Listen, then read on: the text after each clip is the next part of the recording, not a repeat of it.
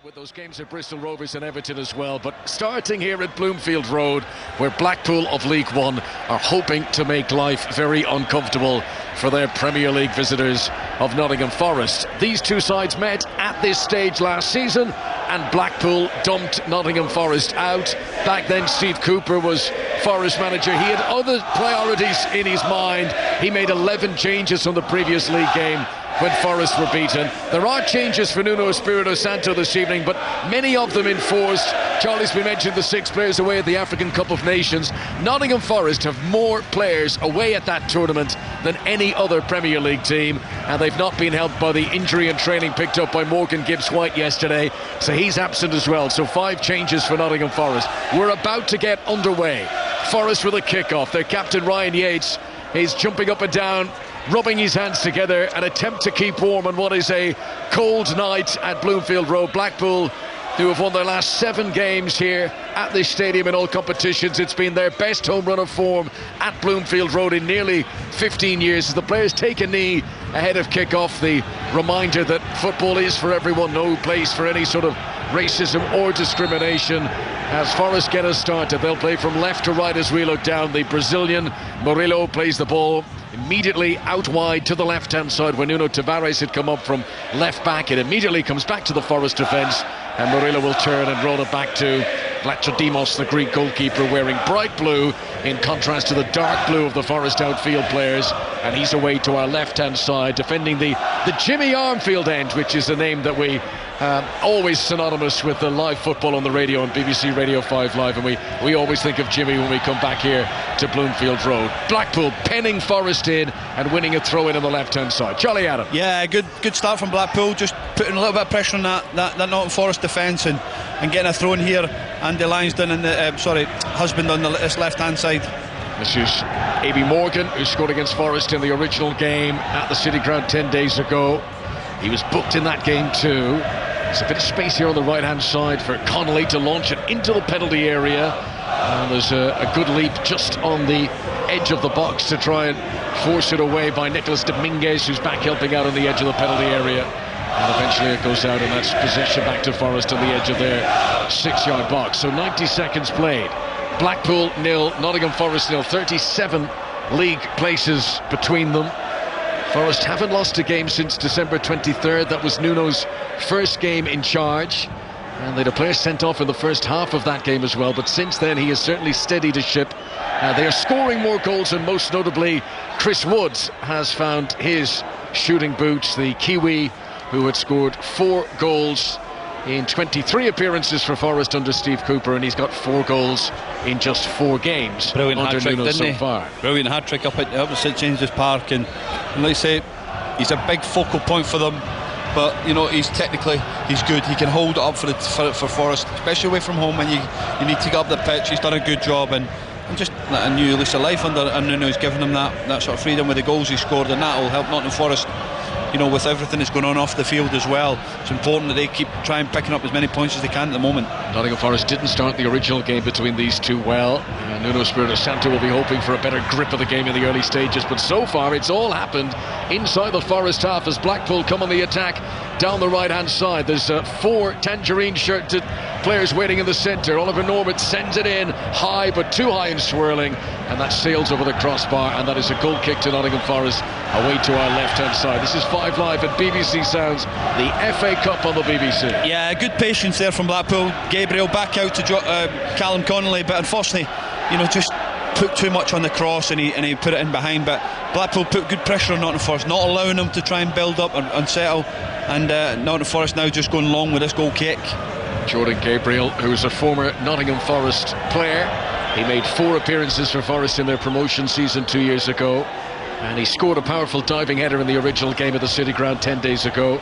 Yet to start a league game for Blackpool, but he's now got 2 goals in 2 FA Cup appearances this season. Free kick for a foul on Jordan Gabriel midway inside the Blackpool half away to our right. Decent crowd inside Bloomfield Road, capacity these days of just over 17,000. As Dominguez wins possession for Forest, rolls it back to Nico Williams, the Welsh international. His right-footed clearance comes up over the halfway line, and Yates is going to control it.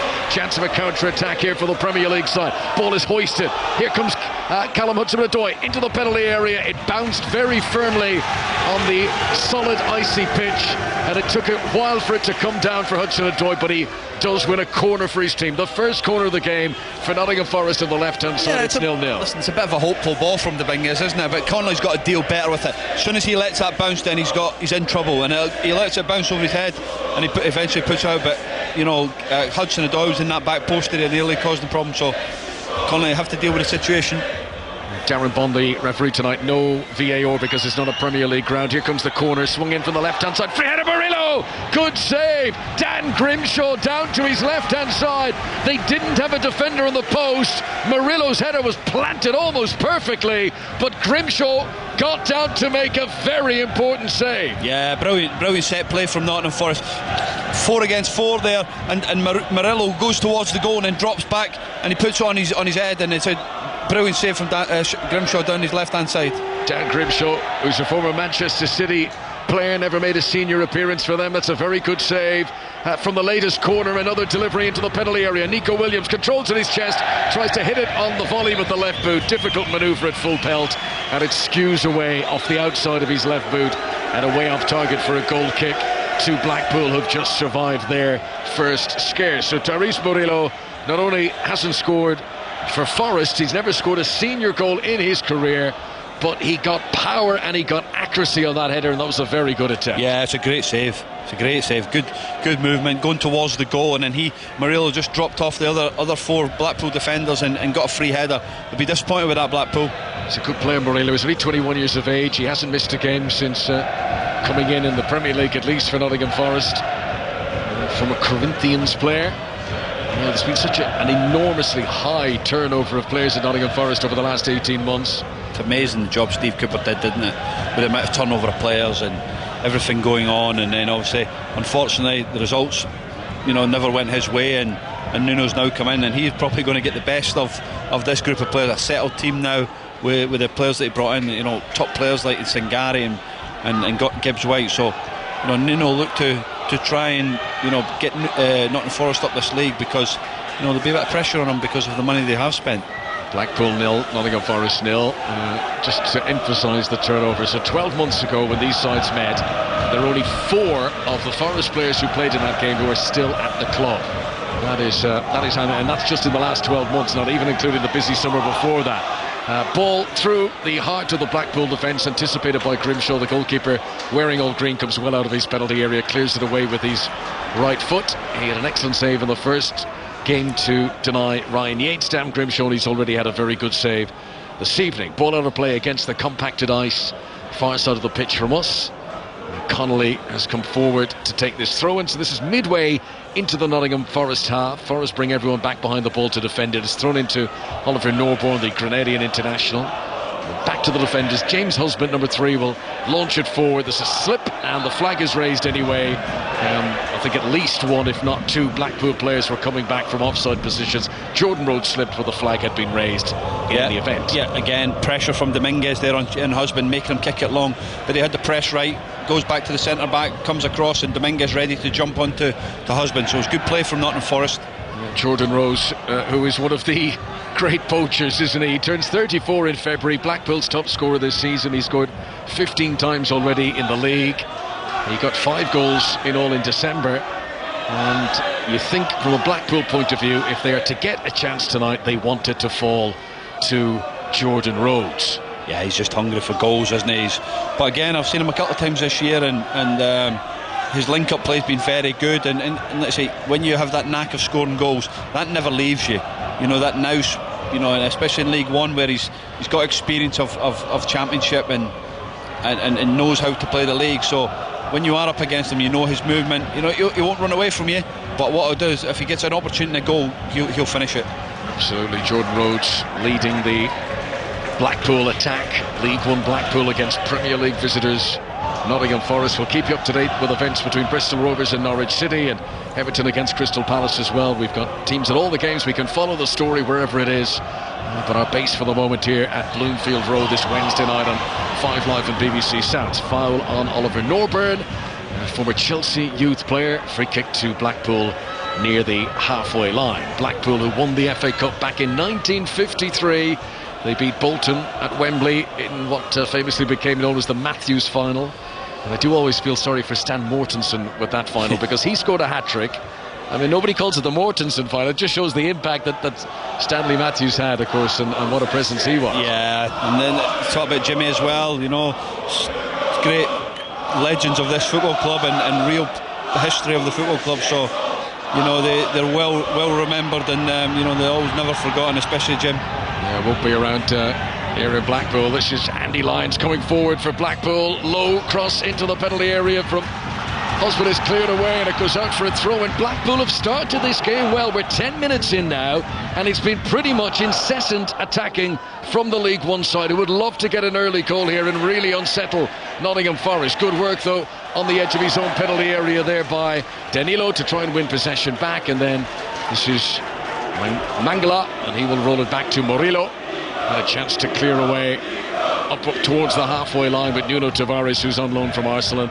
You can tell that the Forest players just trying to get a touch here, trying to send a few passes. I was interested, Charlie, I looked at the stats of the first game at the City Ground, and it was something like 78% possession that Forest have. They have nothing like that in the Premier League. I think their average is sort of 30-something percent. Yeah. So it's actually difficult for them to adjust to having so much of the ball, I guess. Yeah, exactly. And you know, for me, the game is very tactical in the Premier League. It's like a game of chess. You know, you see how teams build up and the rotations and everything goes like that. So, you know, if you move that chess piece, and then in the Premier League you will get picked off so quick, and then all of a sudden the game's in your own box. So it's a little bit different when you're playing against a team in League One. You're expected to make things happen.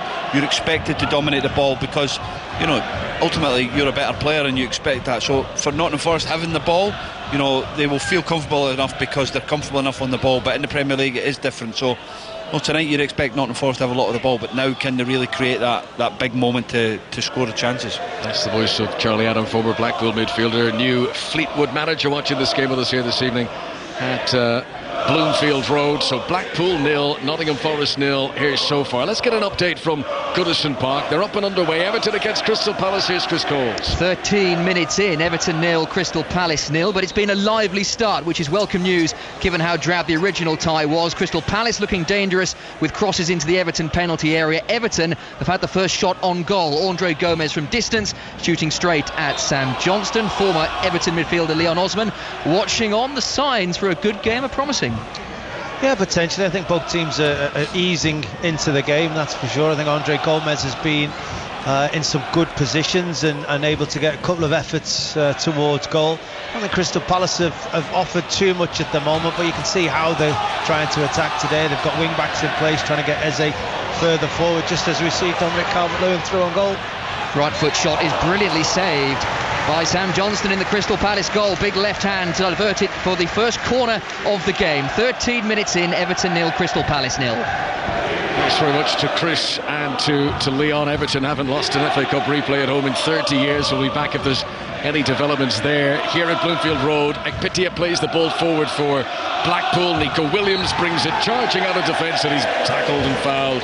And that is going to be a free kick to Nottingham Forest midway inside their own half. So we can nip to Bristol Rovers hosting Norwich City tonight in their FA Cup third round replay. Here's Chris Wise. 14 minutes in, Bristol Rovers 0, Norwich 0, but I think the League One team will be pleased about the way they've gone about things so far, and they've had the best chance. Chris Martin, formerly of Norwich of course, collecting the ball, trying to quickly lob it over George Long, didn't quite execute it right, but nevertheless Rovers are matching Norwich here. Bristol Rovers 0, Norwich 0.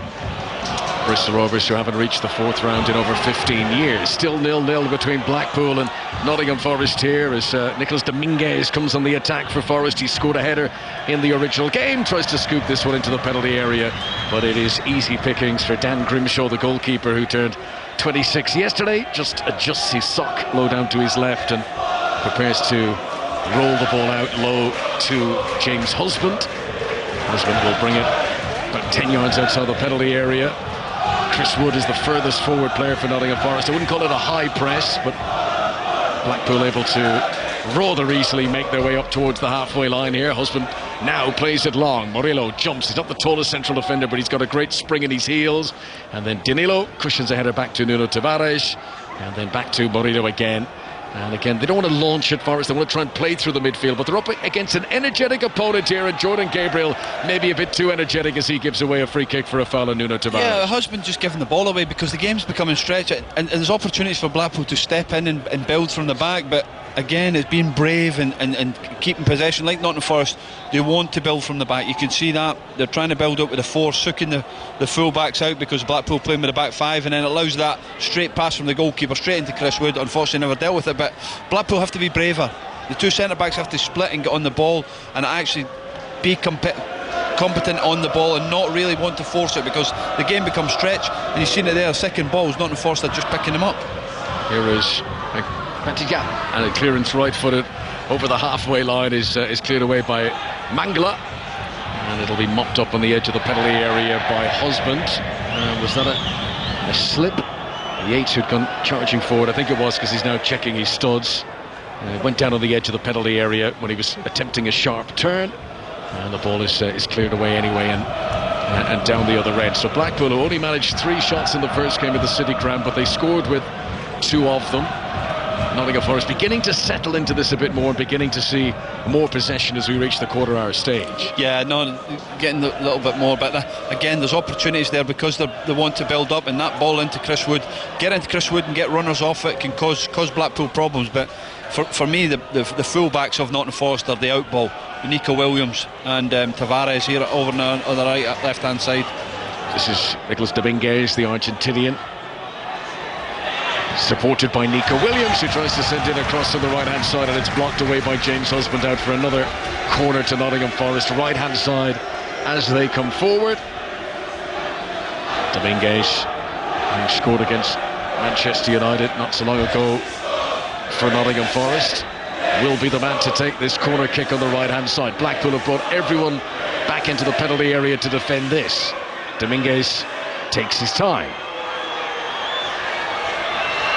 Here he comes, right-footed, nice trajectory on that. There was a jump by Yates, and it's followed in for a debut goal by Andrew Omobamidele. His first appearance for Forest, it was flicked on by Yates, and arriving at the back post, the former Norwich City defender makes this a very special night for him. Blackpool 0, Nottingham Forest 1, 16 minutes play. Listen, Connor, if you don't get first contacts, make sure you get the second contact, and they never got either. It's a great delivery from the cross, gets across the front, Yates, and he flicks on, and Obadele at the back post just tucks it away, and ultimately it's been coming. You know, Forest have grew in the match, 15 minutes gone, started to get possession, and now they've got that goal.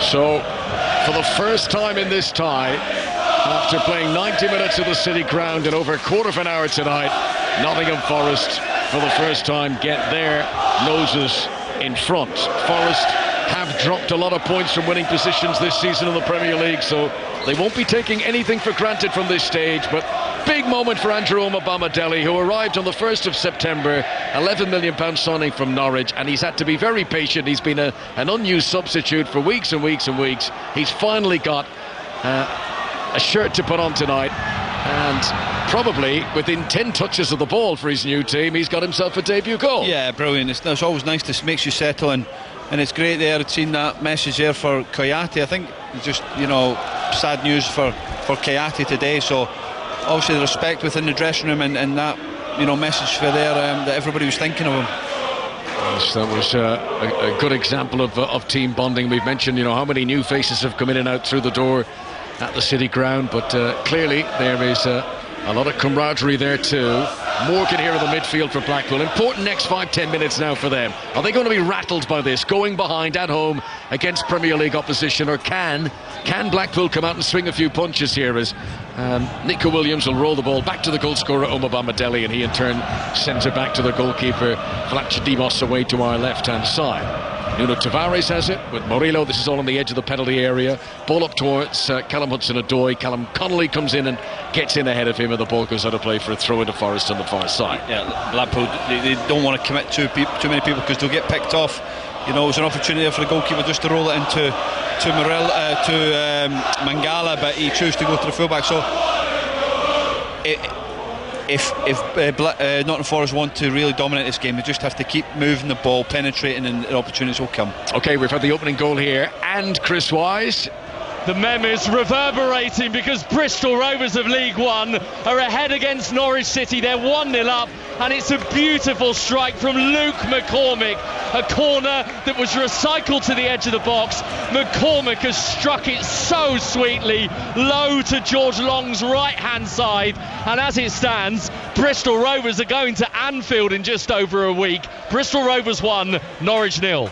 Wow, Bristol Rovers, who haven't been in the fourth round in over 15 years. We'll be back to Chris if there's any developments there. So Blackpool 0, Nottingham Forest 1 here at Bloomfield Road. Bristol Rovers leading Norwich City by a goal to 0, as we've heard from Chris. And still 0 at Goodison, 0-0 between Everton and Crystal Palace.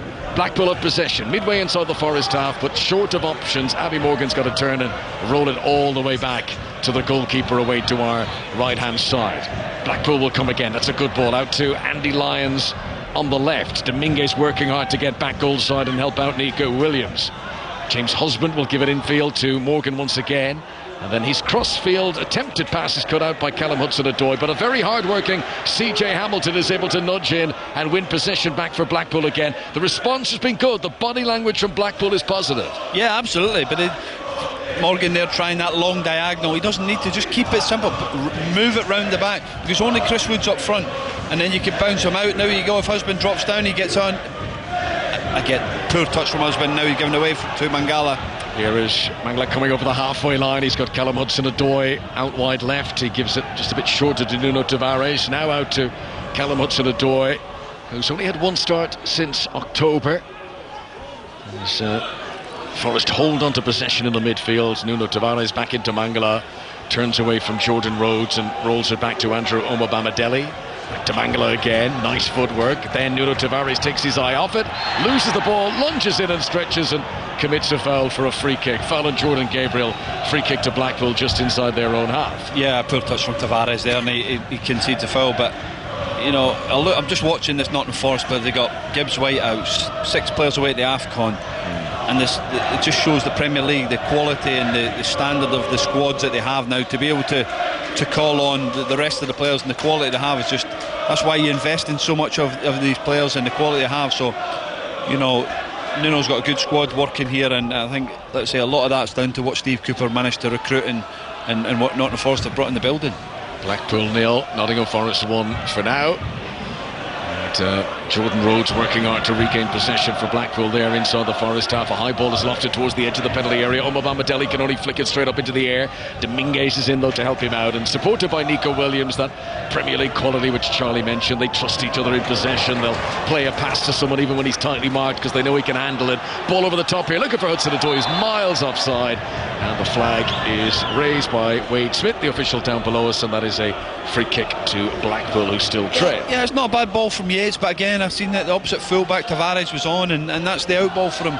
They can get it one side and switch, because the fullbacks with Hudson-Odoi running higher on the pitch is taking Blackpool into a back 5, and then the fullbacks of Nottingham Forest are the out ball for them to get up the pitch.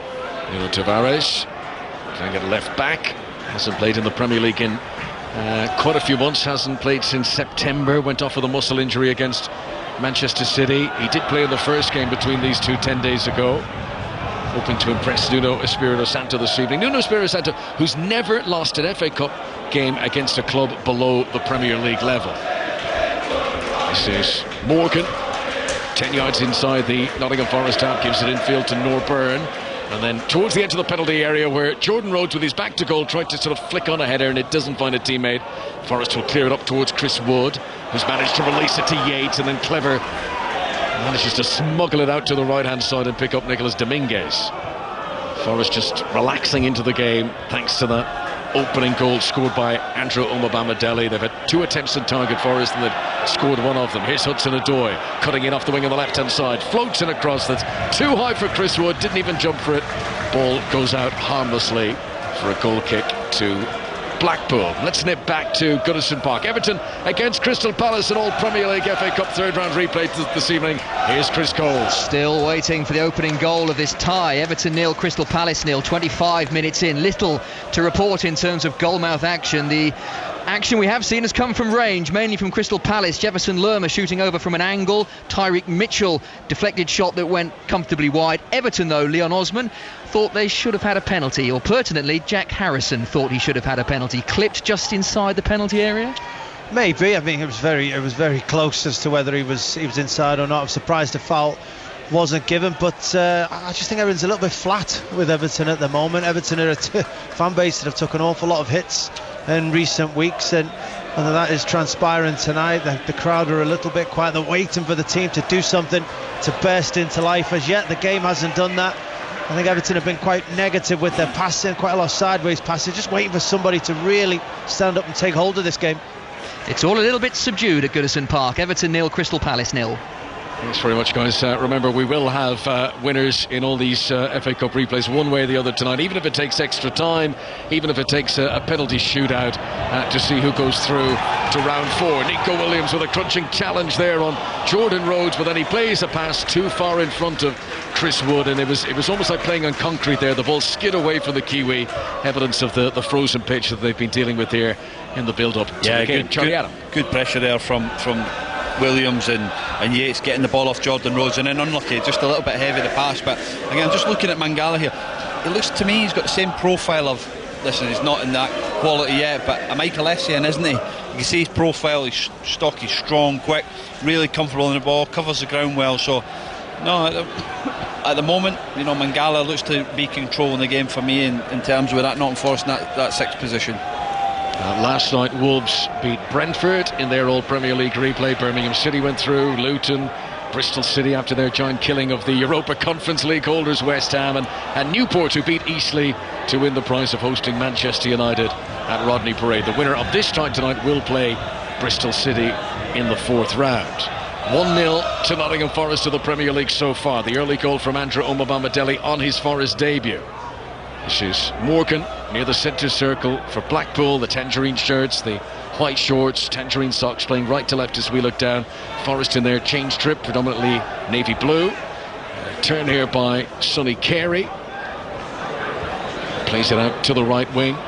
Gabriel had been forward, chance to cross here from Connolly, good ball into the penalty area, just bounced a little awkwardly for Lyons. Here's Husband arriving, he tried to return it in low, too many bodies there, and Forest should be able to clear away. Nico Williams brings it to the sideline, low ball up towards the feet of Chris Wood, and he can't make it stick, and then the ball eventually goes out of play, and that is a throw-in for Forest, right full back position for them. Yeah, good pressure from Dominguez on Husband there, winning the ball back, getting a throw, and you can see the energy from Dominguez. I think that's why he's in the team. He wants energy, he wants to get on the ball, he wants to get on the, throwing it back in quickly and keep the game at a tempo where Blackpool can't handle it, and Forest have just grown since the first couple of minutes, have really started to dominate the game. The next live football on 5 Live after tonight will be on Saturday. There once again a reduced number of games, second weekend of the Premier League's winter break, but we'll have Forest back in action on Saturday tea time when they visit Brentford.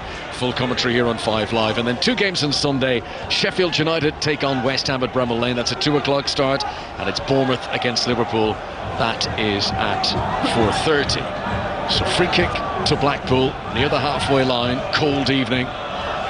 Free kick to be taken by James Husband, who's had a busy campaign. This is his 30th appearance of the season in all competitions already, and we're only in January. And he plays a clever ball to Andy Lyons, who nobody's picking up, and he's got a chance to cross here from the left-hand side, and he's fluffed his lines. He had so much space there, and he's played one of the worst crosses of his career. He'll be so disappointed with that, and little opportunities such as that one need to be capitalised upon better by Blackpool, who've now got to get back and defend. Charging run forward here as Forest try to come on the counter-attack. Hudson-Odoi takes the long way around to defend it, now waits for a bit of support. Nico Williams comes to add it. Murillo's waiting, not Murillo, it's Danilo who's waiting patiently in the penalty area along with Wood, but the delivery doesn't come as Forest hold on to possession, and it's back to the central defenders on the halfway line. Yeah, it was good pressure again from Forest, and he got up the pitch. Hudson-Odoi took an extra touch, maybe could have slid Danilo down the side, but he never, and back out now, back to the goalkeeper. Keep possession, They want to be brave on the ball. It's good composure from Nottingham Forest, trying to move this Blackpool forward line and trying to get pockets and get an opportunity in the forward areas. Neil Critchley, the Blackpool manager, who used to be a youth coach at Liverpool. He had a stint as Stephen Gerrard's assistant at Aston Villa. He was appointed Queen's Park Rangers manager. That didn't last very long, just 1 win in 12 games.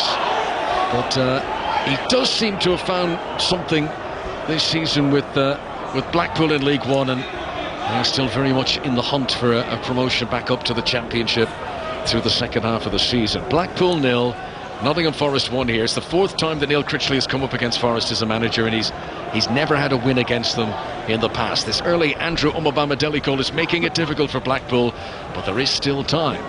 Yeah, plenty of time. There's, you know that there's going to be spells when Nottingham Forest are going to have the ball, but the thing for Blackpool is they have to be brave when they get possession. They can't just keep giving it away and trying to force long diagonal passes from Ekpiteta here to Jordan Gabriel. They've got to try and build a little bit in terms of getting up the pitch and getting that forward players of Hamilton.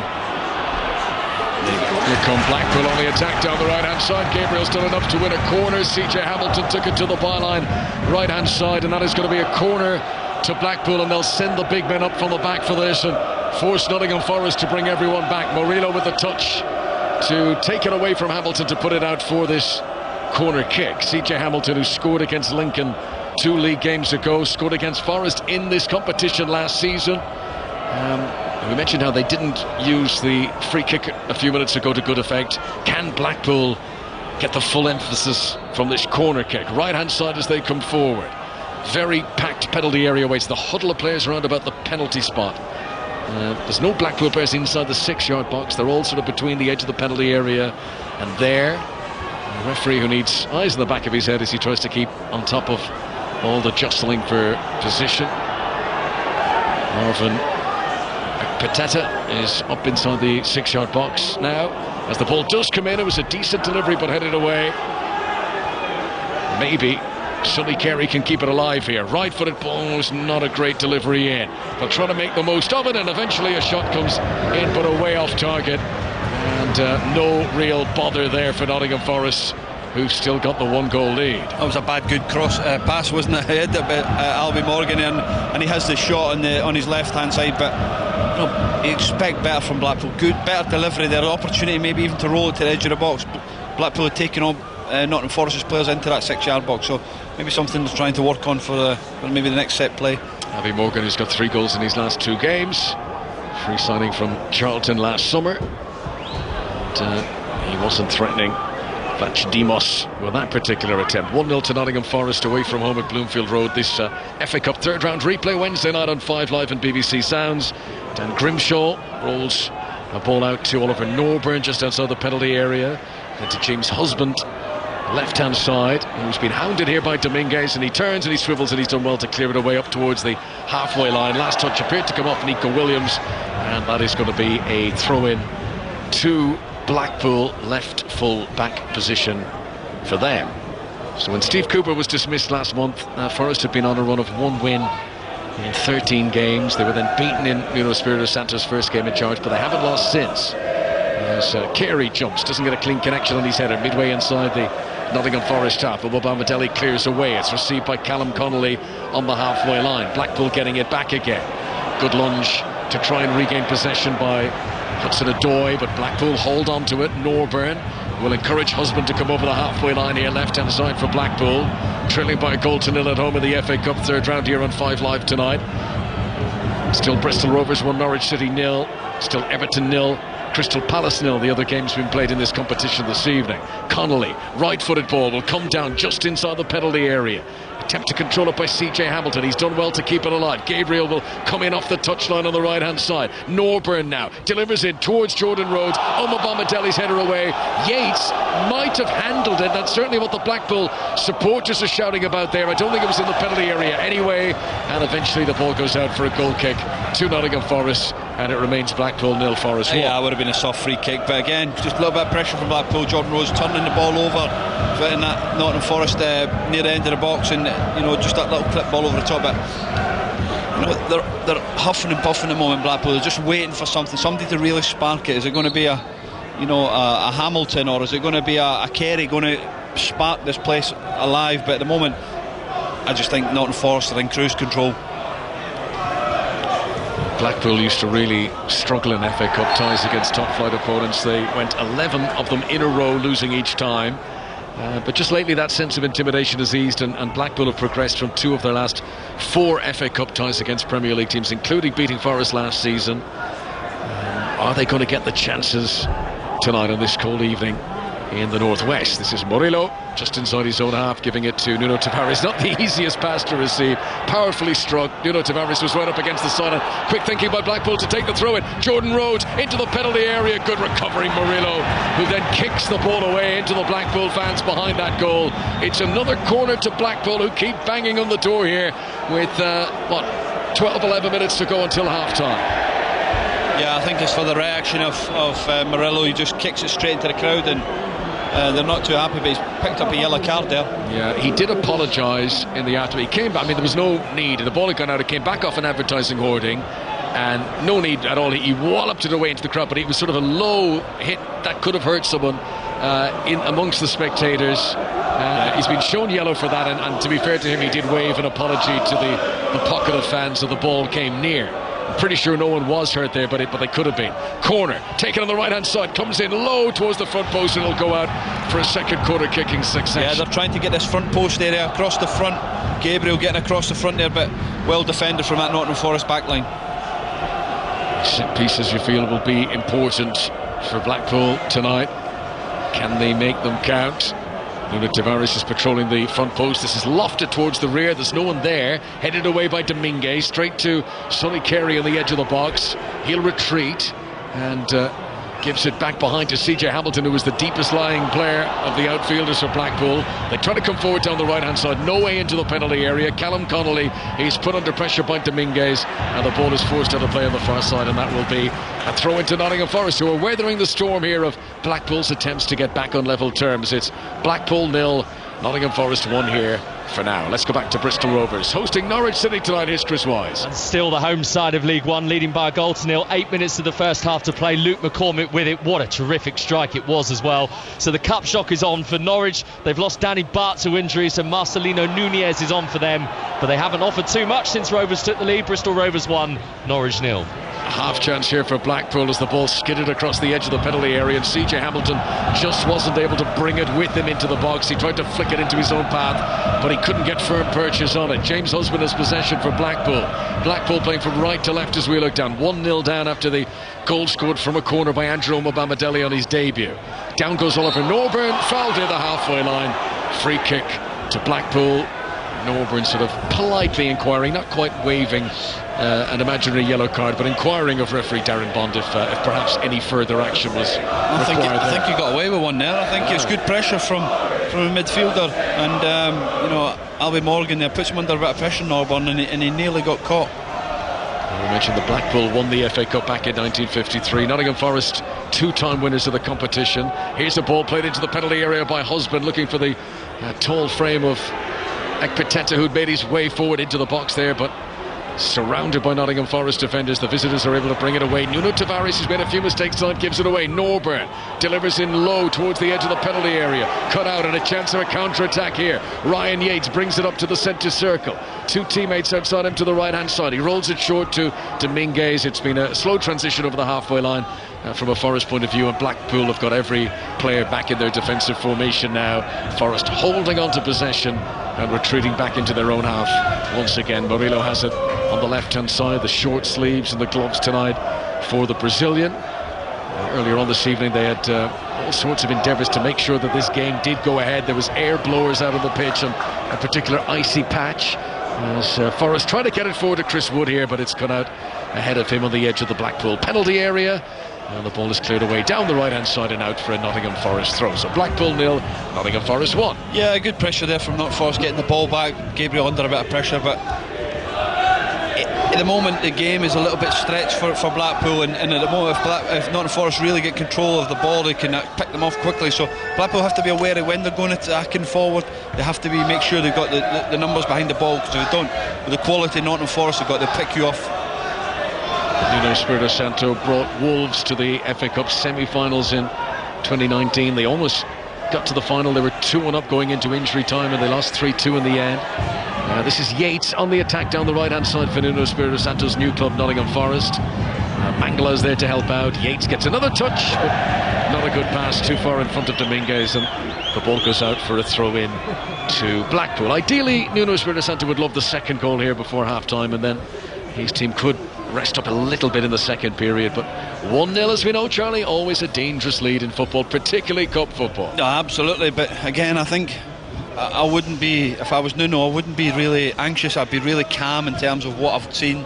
You know, the composure they've had in the game. There's no real problems from Blackpool apart from that set play, but you know, they've controlled the game when they've had the ball. You know, good shape, good discipline, and you know, if they just pick that pass and keep it simple and try and build more passes in the team to get up the pitch, then Nottingham Forest can really score goals here. Okay. Blackpool supporters just beginning to grumble a little bit. They want the ball played forward. It's too early for helter-skelter, throw the kitchen sink at it stuff from Blackpool. They've got to trust the process for now. It's played long here towards Jordan Rhodes. He didn't get a touch, but he's done enough to unsettle Murillo. And then a poor pass in the midfield from Morgan, who immediately waves an arm of apology to his fellow players, and he knows that he should have done a bit better there. Blackpool get it back immediately, and Morgan will get another chance. Has possession on the halfway line, rolls it back to James Husband, in field to Oliver Norburn, and then dragging it forward under his studs is Sonny Carey, and then he looks expansively towards the wing on the right hand side, and Jordan Gabriel. This is much better stuff now from Blackpool. Low ball towards the edge of the penalty area. CJ Hamilton back out to Gabriel on the right hand side. Three players waiting patiently in the middle. Here it comes now from Connolly, but headed away on the edge of the box by Mangala, and Blackpool will get it back again inside the central third. Blackpool 0, Nottingham Forest 1. 5 live for the BBC in the FA Cup. Poor ball by James Husband. Groans from the Blackpool fans as Dominguez was able to regain possession. Ryan Yates has taken a knock here, and he's slowly getting back up to his feet. Looks like he's going to be okay, but he took a knock there. Yeah, something that Blackpool looked like good pressure there from Rhodes. He put the goalkeeper under pressure, but it looks like something that Blackpool worked on. The switch of play out to Gabriel, set back for Connolly, and unfortunately for Connolly at the moment, he's had 2 or 3 now, and he's not been able to find that, get over that first man. Just a reminder that away from football and 5 Live in Sports Extra, we've got commentary every day during the Australian Open. Tennis Breakfast is on 7 a.m. every morning on 5 Sports Extra and BBC Sounds, and Emma Raducanu is in action from tomorrow. Now, we've been waiting for this. Goal at Goodison, Chris Coles. Oh, we have been waiting for this. A really good goal for Everton. They lead Crystal Palace by 1-0. A moment of real quality to light up a drab game from Andre Gomez. Free kick, 25 yards out, in off the post. Leon, a perfect free kick. Yeah, it's been the one spark of the game. It's been a really tough watch. Both teams not prepared to gamble too much. Both teams giving the ball away. But yeah, Andre Gomez, I mentioned earlier, has been the one player who's tried to be positive with his pass, tried to get shots away, tried to make anything happen. He was the one who got brought down for the free kick. He stood up, he went over the top of the wall. The wall didn't jump, gave him an opportunity to get up and down in that short space of time. In off the post, brilliant free kick. Just what the game needed. Everton 1, Crystal Palace 0, 2 minutes to half-time. Thanks, Chris, here at Bloomfield Road.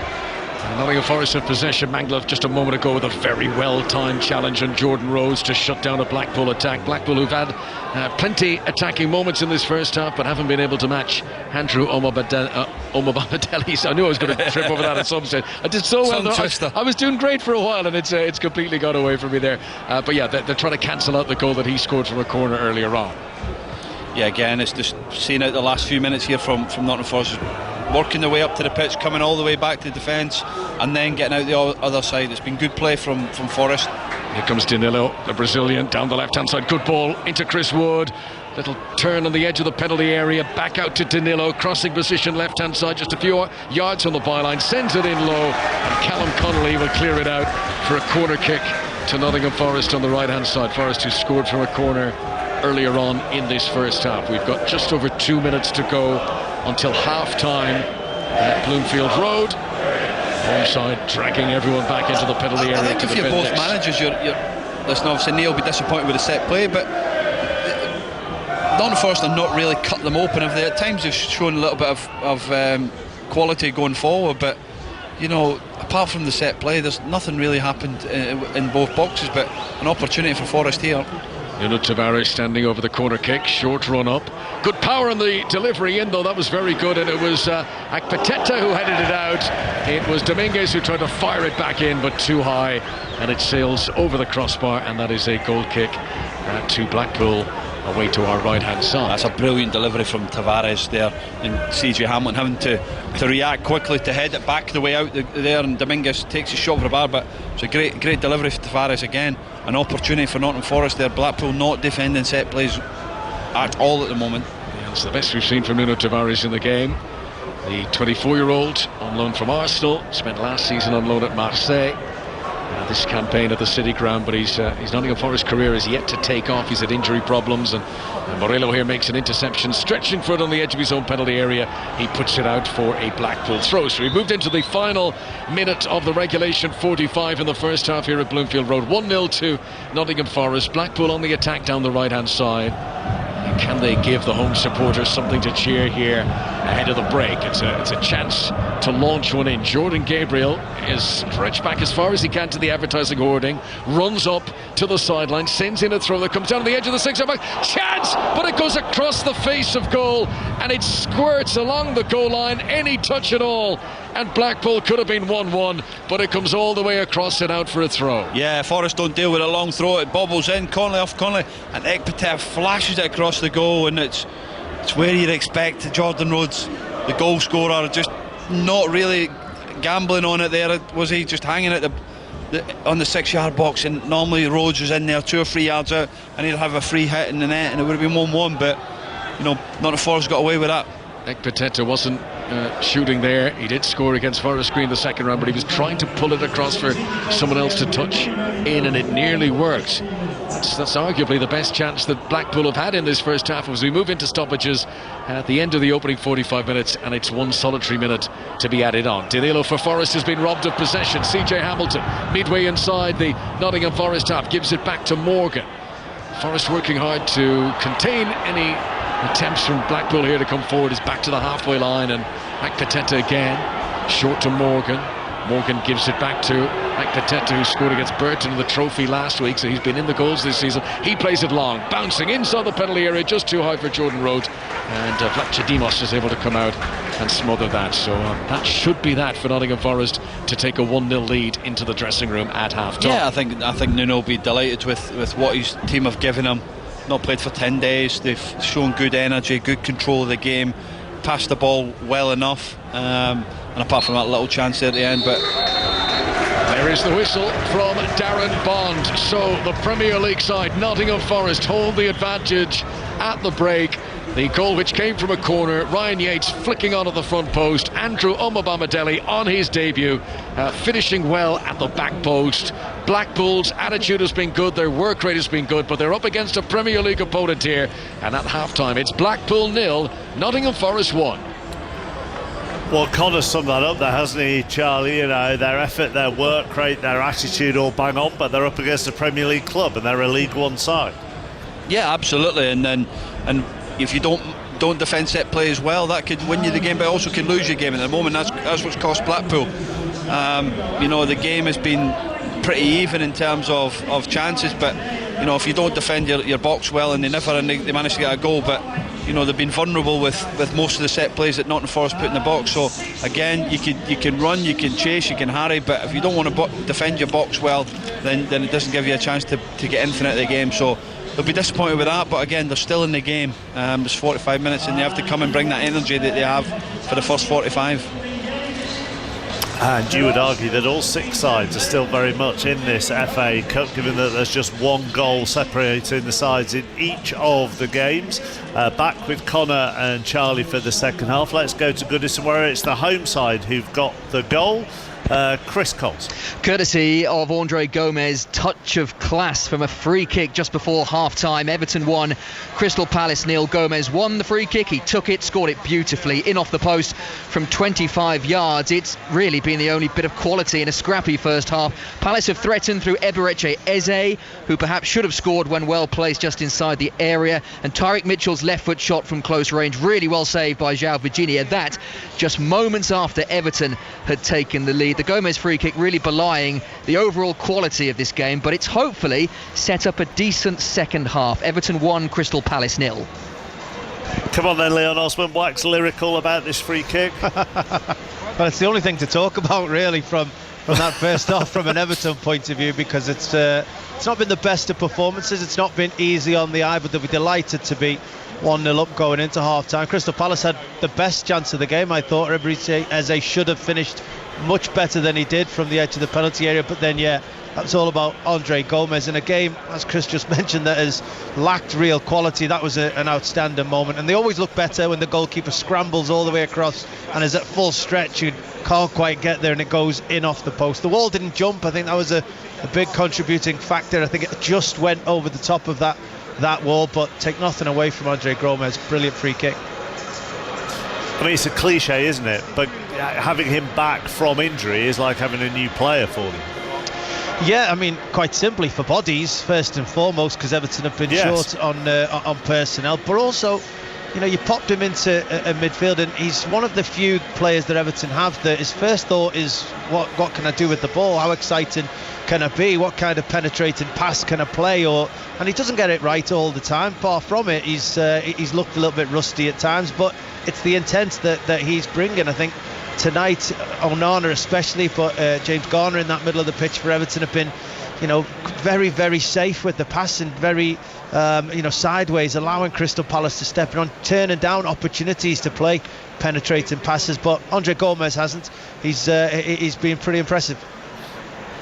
Thank you very much. Second half of that game you can listen to on Sports Extra. As things stand, Bristol Rovers are heading to Anfield in round 4. Chris Wise. Yeah, I just wonder whether they're starting to put Sunday the 28th of January, 2:30 in the diaries. They might do after that first 45 minutes, because Bristol Rovers of League One are 1-0 up against Championship Norwich City, and they deserve it as well. The goal from Luke McCormick, who is capable of producing great goals. He's brought another one to the party tonight, 20 minutes in from a corner, dropped to him on the edge of the penalty area, hit it so sweetly into the bottom corner, and Rovers could have scored again just before half-time.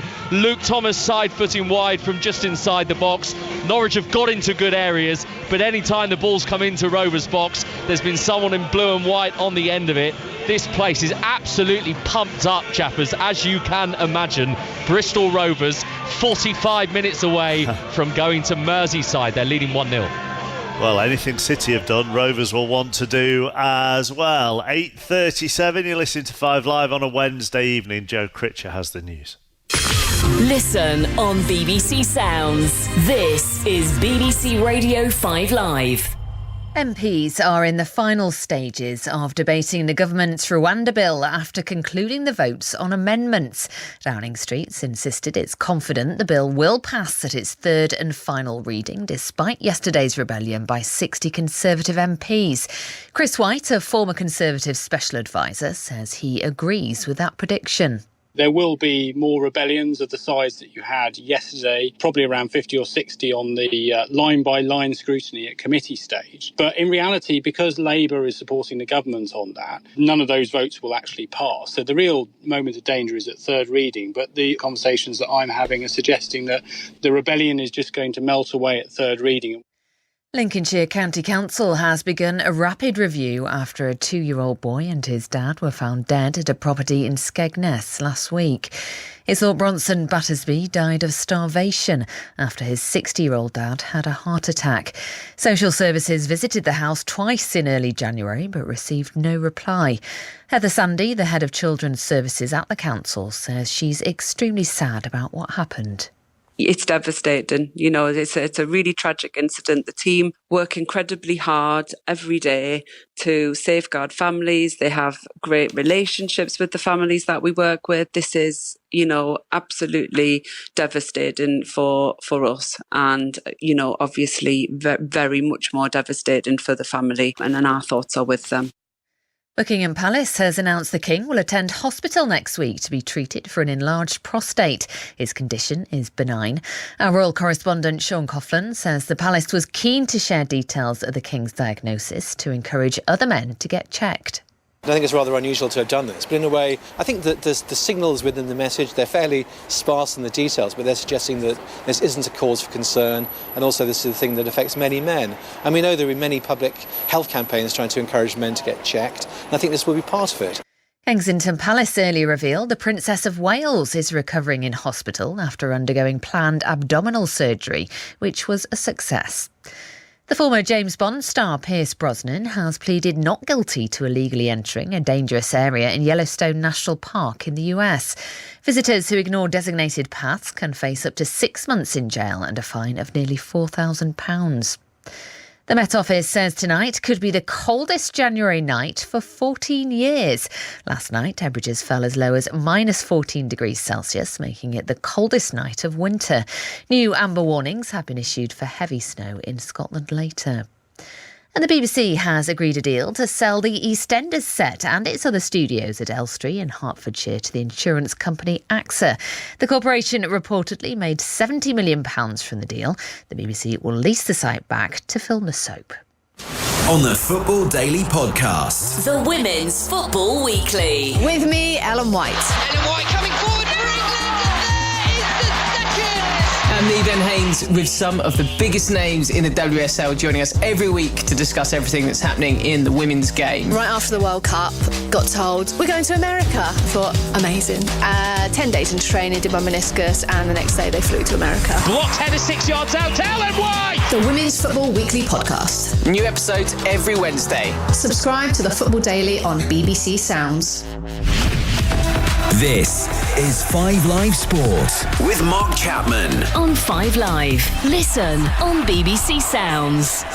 Well, let's play you a bit of that Women's Football Weekly. Ellen White alongside Ben Haynes every week. Big match in the WSL this weekend on Sunday. Chelsea hosting Manchester United, but they're without star striker Sam Kerr, of course, who has injured her ACL. It's an injury that Ellen herself is familiar with, having sustained 2 in her career.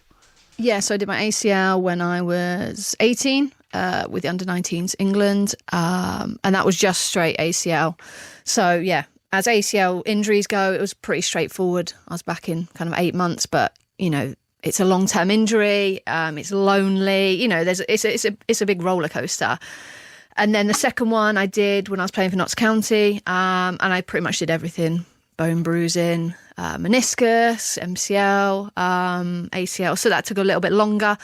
And yeah, as soon as you say ACL, it's those kind of 3 letters that no one wants to hear.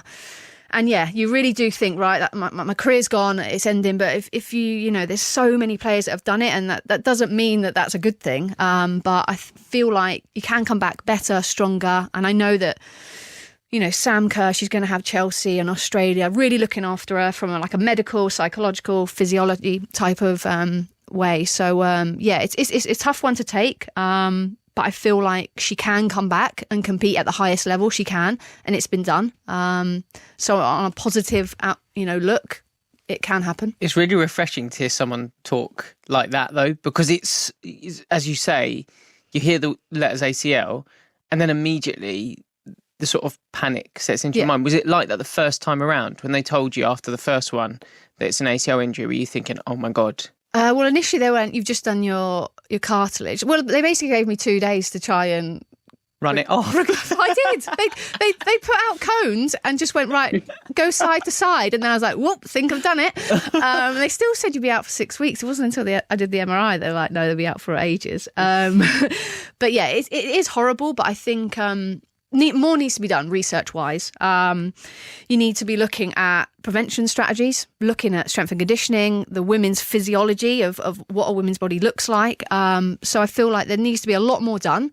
But I feel like, that time, we found out that, she's recently engaged. I planned a wedding during one of my ACLs. So there is positives to come out of it. I don't want her to be sitting there really sad because she could potentially miss the whole season, obviously with Chelsea and obviously Paris if they were to qualify for the Olympics. But it can be a positive spin. You've got to look on the other side as well. Yeah, it's tough for Chelsea. It really is. Yeah, I mean, someone they're going to have to try and somehow replace Rachel. How do you think Chelsea go about doing that? Is it something they do in the aggregate across a number of players, or do you think there's a direct replacement there? There's never going to be a direct replacement for somebody like Sam Kerr, but I think Chelsea have shown for the last 4 seasons that they've got plenty of depth. There's been other periods that Sam Kerr's missed, and they never really skip a beat. I think they've had a lot of players this season who've come in and also performed really well. I think the natural one people probably look at is Aggie Beever-Jones. I think probably people thought she wasn't going to play as many minutes as she has, and not only has she played minutes, but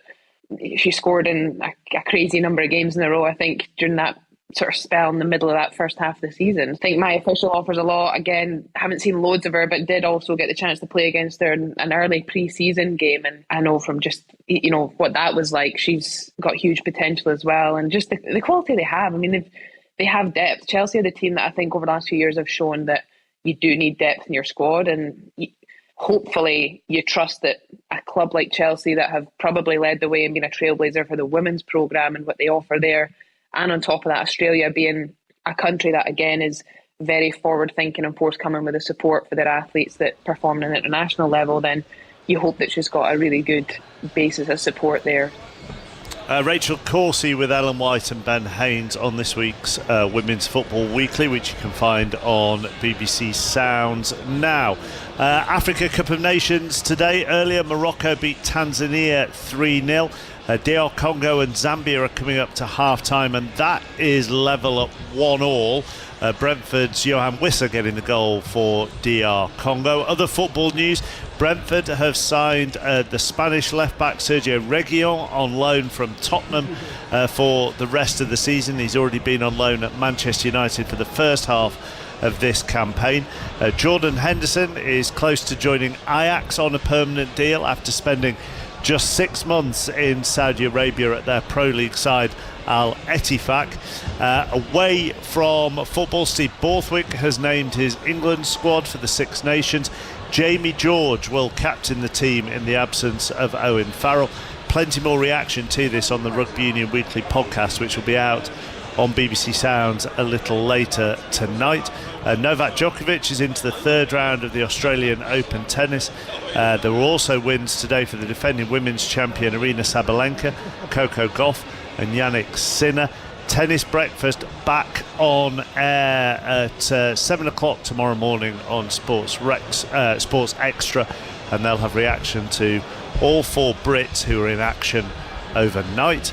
And just one line of cricket news for you. Finn Allen made the highest T20 score by a New Zealand player to help them to a series clinching win over Pakistan, 137 off 62 balls, and that included 16 sixes. It's also the joint highest individual score in a men's T20 international innings. So half-time in our 3 FA Cup third round replays at the moment. All of them have a goal in it. Everton lead Crystal Palace by a 0-0. That's on Sports Extra.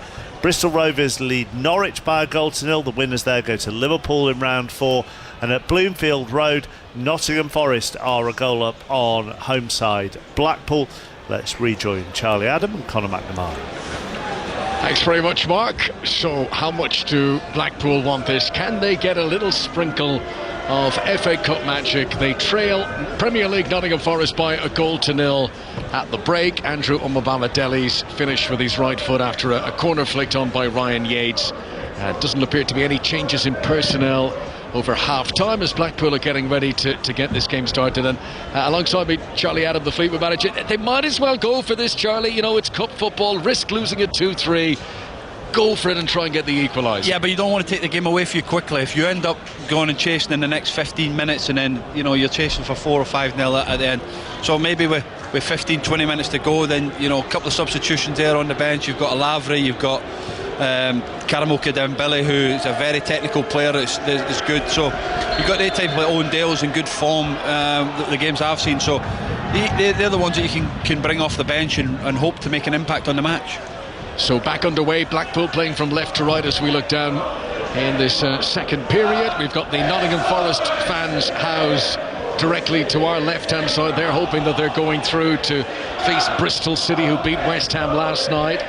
But 45 minutes as a minimum to go here. If Blackpool were to get it level inside 90, we would have an additional 30 minutes of extra time, ultimately penalties if required, to decide who goes through. But we do get a winner one way or the other this evening. Callum Connolly rolls the ball back to the goalkeeper Dan Grimshaw. Grimshaw, who made a very good save when the game was 0-0 to deny Murillo's header. Oh, that's a poor back pass. Grimshaw's got to come out. Brilliant goalkeeping, but now Danilo saved at the goal line. No, it's in. Danilo scores inside a minute of the restart. It's a dreadful start to the second half for Blackpool. They're 2-0 down. They're in trouble now. Grimshaw, who tried to rectify the mistake, came out and made a good save. He's hurt himself in the process of doing that, and Danilo kept his nerve to finish amid the melee. Blackpool goalkeeper still down, and they're 2 goals behind now. Charlie Adam. Yeah, we did say keep it quiet for the next 10-15 minutes, try and build your way in the game, and you know, within 45 seconds you're 2-0 down, and that's what happens. You get punished for mistakes. Grimshaw trying to roll out to Ekpitesa, ball into midfield. Albie Morgan gets caught slow, and then he pounces on it, and again it's a great finish from Danilo, and you know, 2-0 up. You know, now it's an opportunity for Blackpool. They have to really come out now. It's the first goal of the season for Danilo. Got goals in 3 games in a row back at the back end of last season, April into May. But it's his first of this campaign, and oh dear, Blackpool have shot themselves in the foot here. Defensive error with no risk at the time, it would appear, but Danilo takes advantage of the mistake and doubles Nottingham Forest lead, and some supporters won't even have been back in their seats. So early was that, inside the opening minute of the second half.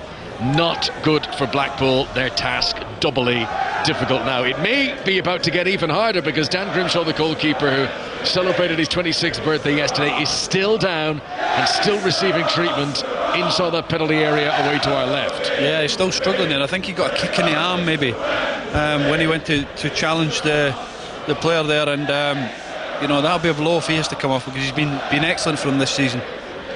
It was a poor back pass to the goalkeeper. He came out to bravely try and save. I think that's where he picked up the injury. At the time, he jumped back up again. Dominguez, yeah. But then both Dominguez and the goalkeeper stayed down in the aftermath from that heavy collision. So he was throwing, I mean, it's such brave goalkeeping, throwing himself down at the feet of the attacker. But he gets injured. The loose ball spilled to Danilo, who was able to tuck it away into the less guarded net. There was still a defender back there who got a touch, but with the goalkeeper out of action, that was relatively straightforward for Danilo. And Nuno Espirito Santos' team looking good now to progress into round 4 as things stand. We're back underway. Grimshaw's going to battle on, but you can see he's still feeling a bit uncomfortable. He's still holding that arm away to our left. Yeah, again, you said Neil would have been said at half time, yeah, well, we're still in the game, lads. Next 10-15 minutes are massive. The next goal is crucial, and Nuno would have been saying the same. We score the next goal, then we're in the real driving seat. And what a start to the second half for Nottingham Forest. Gifted it from that Blackpool defence, but you know, you'll take that. You can see the goals in the FA Cup on the BBC Sport website, including Andre Gomez's brilliant free kick. That's available to watch on the BBC Sport website right now, as we here at Bloomfield Road are watching Blackpool 0, Nottingham Forest 2. Omar Bamidele in the first half and Danilo in the second period. Grimshaw still not looking comfortable, as he's sort of nursing his arm when the ball is down the other end of the pitch. Under pressure, Ekpitesa clears it away, but he's off balance as he does so, and the ball goes out of play on the far side. I believe there's been a big chance at Bristol Rovers. Here's Chris Wise. And they keep coming for Bristol Rovers. They're still leading Norwich by a goal to nil. It could have been 2. It could have been 1 for Luke Thomas, who struck it really well low to Long's left-hand side, the Norwich goalkeeper, and he pulled off an excellent save. They've had the best chances, no doubt about it. They deserve the lead they have. Bristol Rovers 1, Norwich 0. So Nuno Espirito Santo's revival of Nottingham Forest appears to be continuing here. Beaten in his first game of the job, but unbeaten ever since. Hoping to get the best out of this expensively assembled squad. And a cup run could be just the tonic for Nottingham Forest. It's looking good for them as things stand. It's up to Blackpool to try and turn this around now, as Jordan Gabriel wins possession, but there was a foul on Chris Wood just before that, so a free kick to Nottingham Forest inside their own half. Yeah, brilliant centre forward by Chris Wood, using his experience. Ekpateta there just making a foul, but you know, that's the moment you want. Centre forward getting you up the pitch, killing the game for you. Here is Wood, back to Ryan Yates in the midfield, out to the near touchline. Nottingham Forest left with Callum Hudson-Odoi attacking the penalty area, rolls it in with his right boot, picks out Ryan Yates, who with no backlift tried to just prod a shot with his left boot towards the target. He did get it towards the goal, but no power, and even though he's a bit walking wounded, Dan Grimshaw could comfortably make the save. Yeah, good play from Hudson-Odoi, direct, you know, at Gabriel. As soon as you start backing off and you're in that box, you start causing yourself a problem. Unfortunately, Ryan Yates didn't get enough on that shot, but good positive play from Hudson-Odoi. Not really shown much in the first half, did he? So hopefully we see him closer to us tonight on this side now. He can really get at Gabriel and cause him problems. Blackpool 0, Nottingham Forest 2. You'll have heard us discussing earlier on 5 Live. Jordan Henderson appears to be on the verge of leaving the Saudi Pro League to join Ajax in the Netherlands. Nuno Espirito Santo, the Forest coach, won the Saudi Pro League last season with Al Ittihad, but then he was sacked after a poor start to this season. He had a run of 1 win in 6 games, and that's what made him available when Forest decided to part ways with Steve Cooper. Here's CJ Hamilton for Blackpool, and from a cup shock point of view, Blackpool need to get their skates on here, because it's all looking very routine at the moment for Premier League Nottingham Forest. Yates gives it up to Wood, Hudson-Odoi infield to Mangala, passing inside their own half. Danilo, scorer of the second goal, gives it back to Omobamidele, scorer of the first, and he'll touch it to Vlachodimos, the Greek goalkeeper, who clears it high up over the halfway line, controlled by Chris Wood.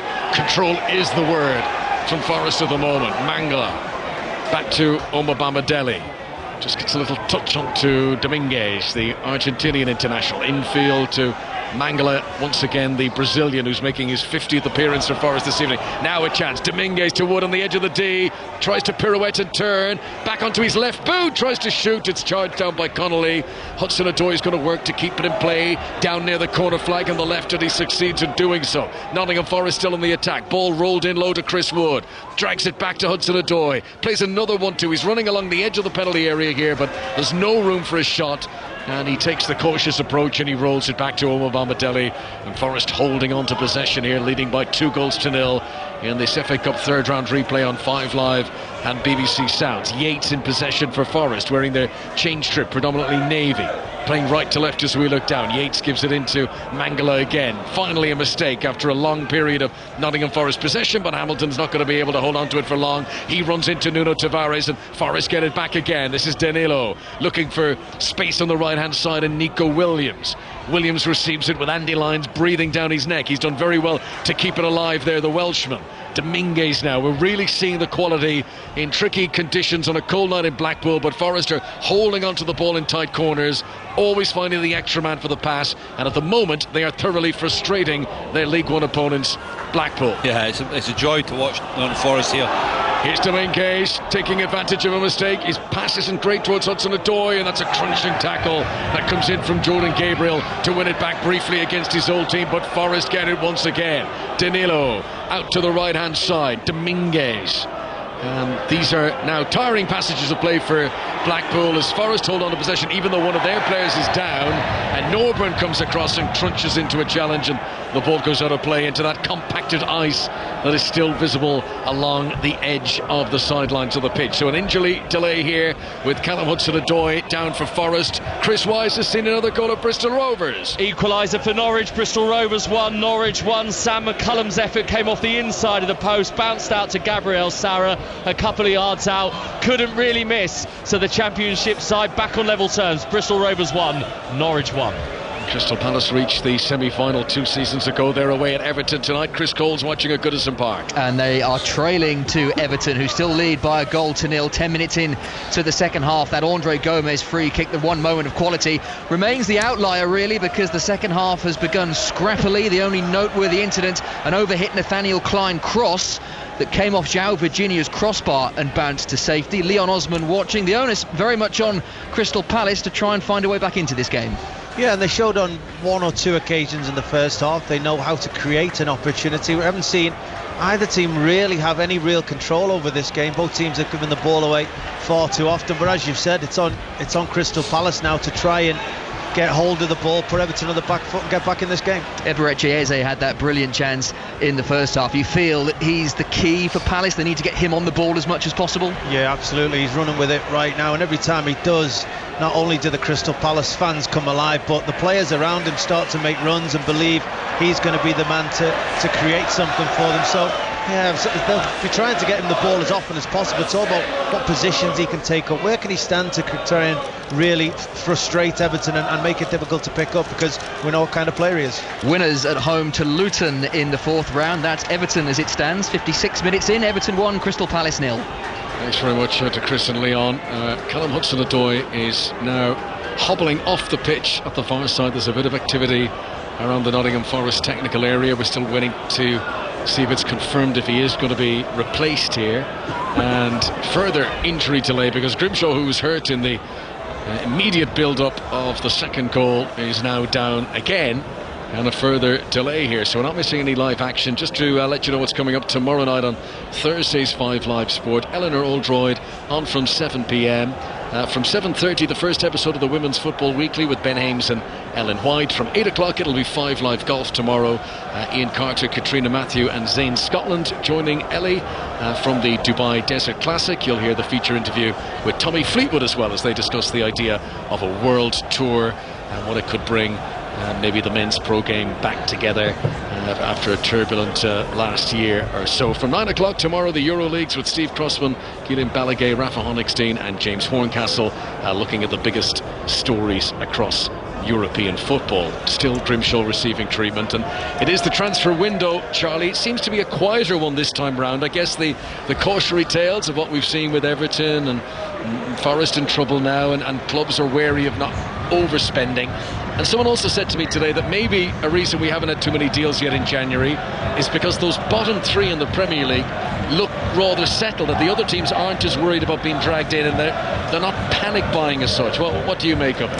No, I just think that there's a wee bit of nervousness around every club at the moment in terms of what's going on with Everton, Forest, waiting on this Man City verdict. Ultimately, that's not about spending, isn't it? That's about the prices. So for me, I just think that there will be a fury of spending in the next week to 10 days in the Premier League again, but people will be trying to keep their money tight because of the situation that the clubs are at, and they'll be watching what's going on at these other clubs at the moment. Okay, Blackpool have had to change their goalkeeper. Dan Grimshaw's gone off. Rich O'Donnell has come on as a substitute. He's played a lot of cup games this season anyway. So play back underway. Dominguez swings in a free kick, looking for Chris Wood. Well defended actually. James Husband getting across. Last touch came off him, and out it goes for a corner. There's all sorts of now this is interesting. Murillo turned and was running back. into a defensive position, and Blackpool are saying, well, that's proof that he knew he got the last touch of it. He wasn't expecting a corner, but it is. Anyway, we have got to go straight to Bristol Rovers because Chris Weiss has got some FA Cup drama. It's 1-1 between Bristol Rovers and Norwich. Norwich have just scored, and now all of a sudden they've got a penalty to take the lead for the first time in this game. Jonathan Rowe was part of a Norwich front line of about 5 or 6 that were counter-attacking at Rovers. They couldn't deal with them. Rowe was tripped, and now Adam Eder is placing the ball down on the spot in front of Bristol Rovers' newly built south stand, with a chance to give Norwich the lead here. And this cup shock that we had is suddenly not looking so likely if Adam Eder can do something from here. Matt Cox is the Rovers goalkeeper, and Cox has not saved it. It's come off the keeper and it's gone in. Eder's a bit lucky, but Norwich are in front. Bristol Rovers 1, Norwich 2. Thanks very much to Chris there. And so Norwich City coming from behind to lead 2-1. Nottingham Forest leading 2-0 here at Blackpool. And at Goodison Park it is still Everton 1, Crystal Palace 0. Andre Gomez with a free kick just before half-time in that one. Blackpool hoping that they can rouse a second half comeback here. They've got a throw in, attacking position down the left hand side. Andy Lyons takes it and receives possession back again. This is James Husband. No room to manoeuvre as Morgan tries to play it forward. Jordan Rhodes got to sprint out. He's done well to get there ahead of Mangala, but then his pass behind is a little bit careless. Blackpool give up possession. Forest tried to play their way out. Murillo too casual, but Danilo is there to help him, and then Yates is strong on the edge of the penalty area. They still can't get it away. CJ Hamilton for Blackpool. This is better from the League One side. Gets it back again from Norburn. Cross from Hamilton from the right hand side. Mangala's header is inserted. This is Morgan leading back. What a goal! Hit from the tee of the penalty area. His body shape appeared to be all wrong for that. He was leaning back and stretching, but boy, he got the technique just right, and it's 4 goals in his last 3 appearances for Abby Morgan, and this cup tie is not over yet. Blackpool 1, Nottingham Forest 2. Oh, they're back in the game. What a strike by Abby Morgan again. Murillo at the back, he's slashing at things, he's trying to hook things on. Nico Williams, poor defensive header, and it drops him on the edge of the box, and what a hit from Morgan. You know, he scored a couple of decent goals this year, but I think that could be his best. He's now scored home and away against Nottingham Forest over the 2 games of this 3rd round tie. That has injected some much needed jeopardy into this game for all, apart from Nottingham Forest fans who are looking forward to a cruise into the 4th round. The job is not yet done for Nuno Espirito Santo's team, and suddenly it's a much more boisterous, loud atmosphere at Bloomfield Road now, and the deficit has been halved. Yeah, it's a brilliant finish from Morgan. He's leaning back and he gets a strike right in that top right hand corner, and this made this place alive now. As an opportunity for Blackpool to really, you know, come and get at Nottingham Forest. Nottingham Forest defending in the build-up to that goal was very chaotic. That it felt like they had 2-3 opportunities to clear the ball away. It was a bit League One, you know. He was all over the place at times. You know what I mean? But again, they kept it alive, Blackpool, and it's fell to somebody who's in great form at the moment with the goals he scored. And you know, he's drilled that in the top corner. It's a great finish, and this place now is starting to get to believe in. Absolutely, there's evidence of some tangerine smoke in the air. Someone's let off a pyrotechnic somewhere.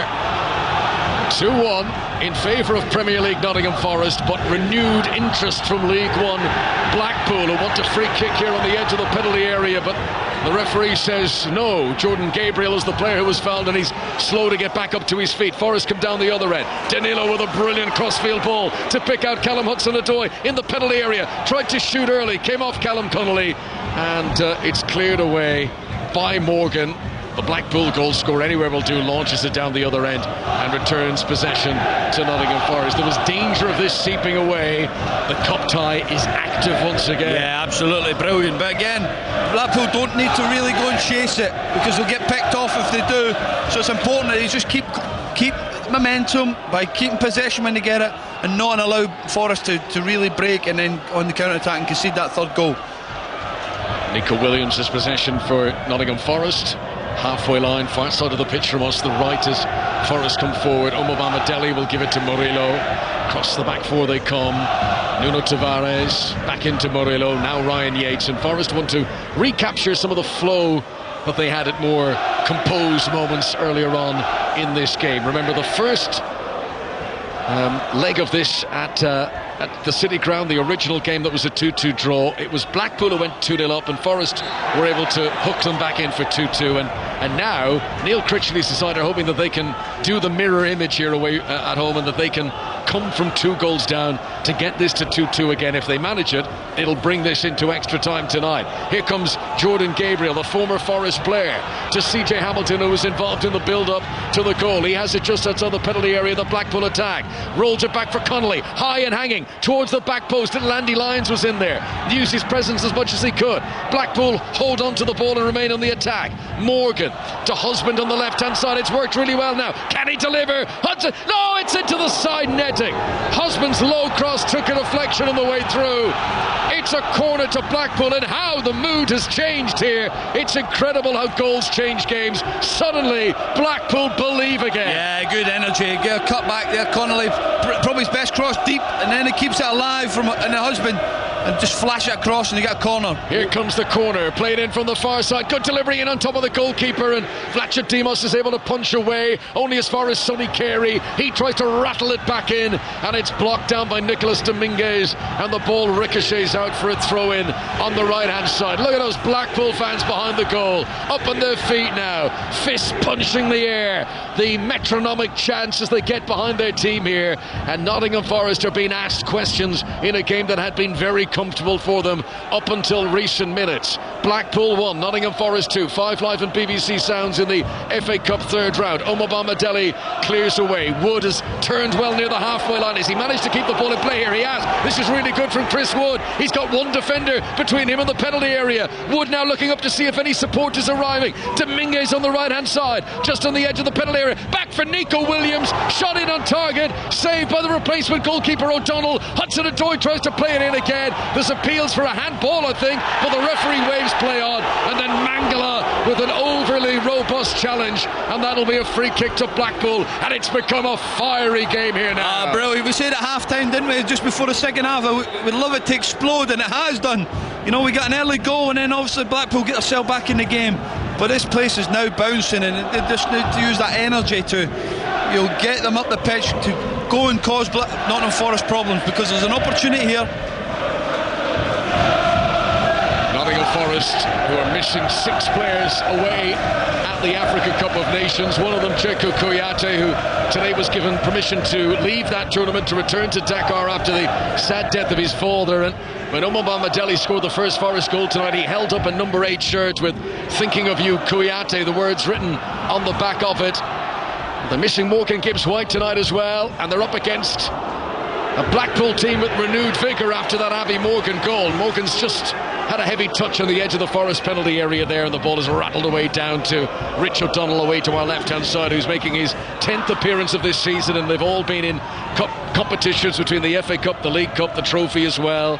That's good control by Andy Lyons initially, but then he's relieved of possession by Danilo. Forest trying to bring it over the halfway line. Yates is going to have to stretch here. CJ Hamilton leaning into him from the rear, and that will be a free kick to Forest just inside Blackpool territory. Blackpool 1, Nottingham Forest 2. Charlie Adam. Yeah, he was just reactive to CJ Hamilton, but again, pressure from Blackpool, committing the fouls there, really got this place going again, and there's a bit of energy in that Blackpool team. They believe that they can get this next goal. Could be an opportunity. You know, Forest came from 2 goals down at City Ground. This is an opportunity for Blackpool now. Looks like Neil's looking to make a couple of substitutes as well. Yeah, you never quite know where it's going to strike, but the potential for a sprinkle of FA Cup magic lingering in the air at Bloomfield Road. And certainly the home fans are feeling a lot better about things now than they were when their team conceded inside a minute of the restart of the second half to go 2-0 down. It's going to be a free kick for Forest, played in by Nuno Tavares, high, swirling, and ultimately bouncing out to the penalty area. Dominguez does well to keep it in play on the far side, and now a chance to shoot from the edge of the area. Took a deflection and almost wrong-footed the goalkeeper there. It deflected wide of the post, but not by a huge margin, and out for a corner kick, corner to Forest on the right-hand side, who still lead 2-1. Yeah, great strike from Dominguez, and it hits Husband there and goes out for the corner. But Blackpool just have to be wary, just have to keep momentum and not really go chasing. There's still plenty of time for an opportunity. They don't want to concede this third goal. Blackpool defending the Jimmy Armfield end. Away to our left-hand side. Everyone back to defend this as the Forest corner comes in from the right from Dominguez. Headed away by Morgan, the front post, but he's given it straight to Nico Williams. Williams couldn't get his feet in order to get the shape for the shot. And now, chance of a counter-attack as Morgan comes up to the halfway line. A pass has got to be right here. Roller for the Sonny Carey. Can he deliver the cross? Great defending by Danilo, who's run back 100 metres to make that challenge. And he hoops it into the crowd on the far side. That's excellent from Danilo. Yeah, brilliant recovery run from Danilo there. That's what you need away from home. Here come Blackpool again. Husband's cross from the left-hand side, dealt with by Omobamidele and then cleared away. Danilo gets it in the middle of the midfield. That's a clever pass to the right-hand side to Dominguez, who's immediately challenged by Ekpiteta, and the ball goes out for a throw in front of the Blackpool technical area, and they are preparing, it looks to be from this distance, at least 3 changes are coming on here. 3 substitutes, all stripped and ready to go, as Neil Critchley decides to try and capitalise on this new access route back into the game at 2-1. Yeah, Joseph, Lavery and Dembele look like they're coming on just to freshen up. The front, the lads have run hard, and they've given Blackpool an opportunity here now with 20 minutes to go. Bringing on 3 sort of forward players gives them a chance. So Matt Pennington is going to come on. He's the first arrival. He'll replace Jordan Rhodes. So that's a defender on for a striker. In fact, while these 3 changes are being made, let's just go for an update to Goodison Park. Everton, Crystal Palace. Here's Chris Coles. Everton 1, Crystal Palace 0, 20 minutes to play. Palace have come close. Hudson Edouard turning on the penalty spot. Left foot shot, well saved by João Virginia. Leon Osman, the biggest talking point of the last 10 minutes. Eberechi Eze withdrawn by Roy Hodgson. The Crystal Palace fans did not like that. No, they did not. I mean, you don't know what you're doing, was the cry from that section of the Crystal Palace away fans. I mean, it was an intent, wasn't it, that you're taking off your best and your most influential player on the evening so far. Yes, they've had 13 days break of the winter international break, but this is an FA Cup tie. This is a game you expect to go and want to win, and you don't usually take your best player off if you're going to do that. Palace on the weekend perhaps on Roy Hodgson's mind. Everton 1, Palace 0, 20 minutes to play. Thanks very much. Here we've got 20 minutes to play too at Bloomfield Road, and Blackpool are chasing an equaliser, trailing 2-1 to Premier League Nottingham Forest. They have a throw-in. Attacking position down the left. Kyle Joseph has come on, Scottish under-21 forward. Shane Lavery has come on, Northern Irish international forward. His most recent goal came in this competition against Bromley in the first round. And from the throw-in, it's been turned into a corner, and they're really drumming up the crowd now, these Blackpool players who want to make an impact. So it's Dembele, Joseph and Lavery, the 3 who have come on for Blackpool. The corner is going to be taken on the far side, the left for the home side. Forest have everyone back inside the penalty area to defend it. Here it comes, in-swinger, goalkeeper stays on his line. Chance for Connolly, who jumped up really well but couldn't get a clean header on it, and it goes wide of the target. Goal kick to Nottingham Forest.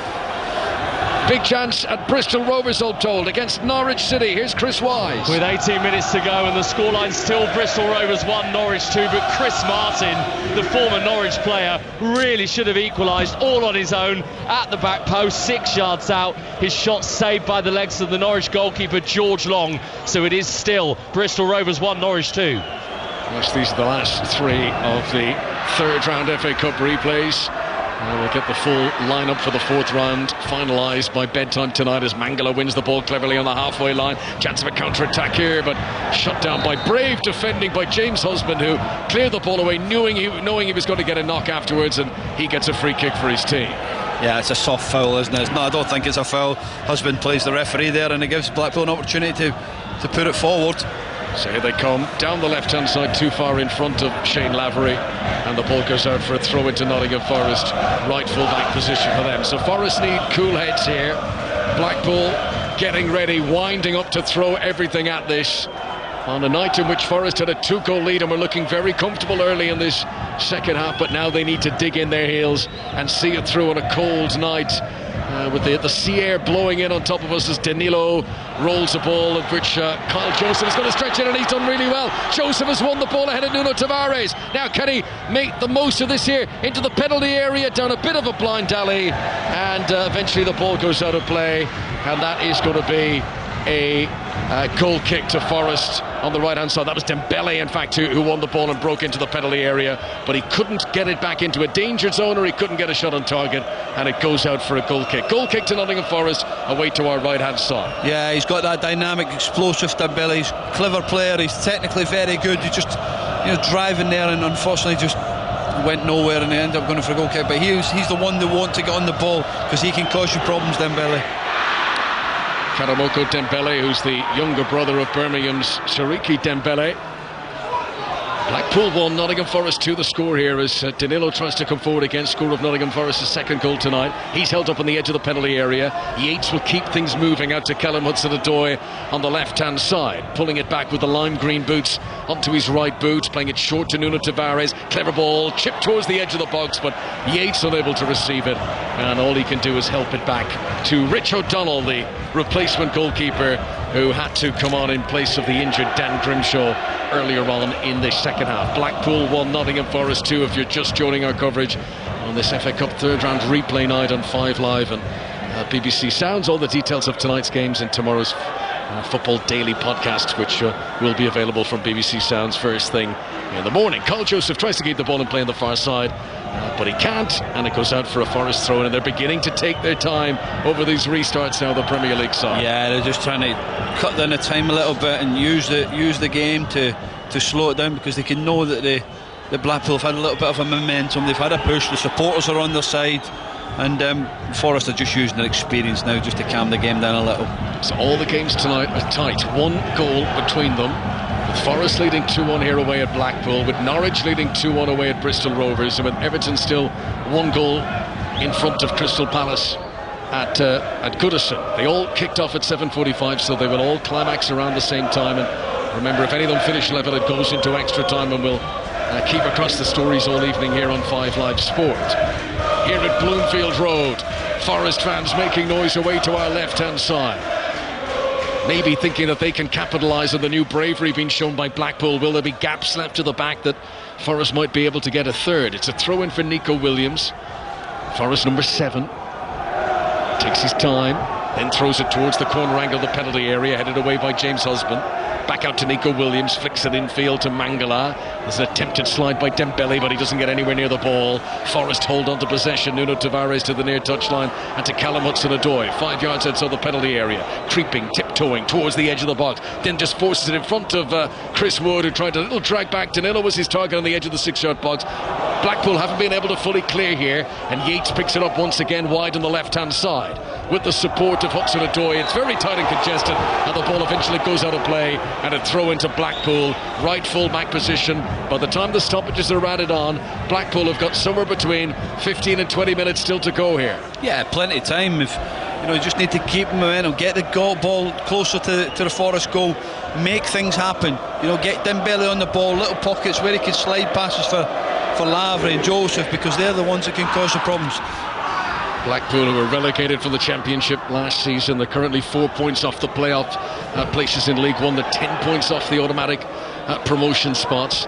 And they are hoping to give a good account of themselves, particularly on the back of their very good recent home form here. They're looking for their 8th home win in a row. So can Neil Critchley's side summons a big finish here? Throw into Forest, down below us. Nuno Tavares preparing to take it, being encouraged by Wade Smith, the assistant, to get on with it here and not be wasting time. Another word from the assistant.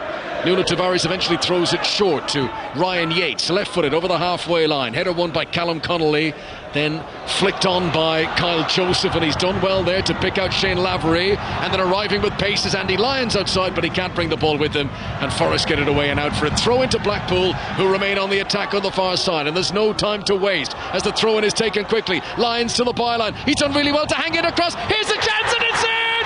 Kyle Joseph, the definition of a floating header. He hung in the air like an NBA basketball player for what seemed like an age, and as defenders were dropping around him, he stayed hovering to header it into the back of the net, and from 2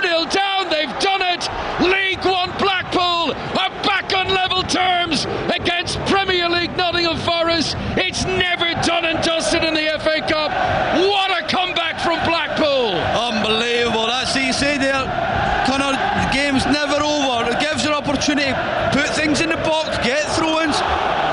Nottingham Forest, they get to sleep. Lavery hangs it up, and Joseph gets under that back post and just bulldozes his header in the back of the net. 2-2, game on, and it's a brilliant cup tie. This was such good work by Andy Lyons on the left. He was tight up against the byline. He had a defender leaning into him, and he still managed to hook his cross off balance into the middle, perfectly hung in the air for Kyle Joseph to head in only his second goal of the campaign.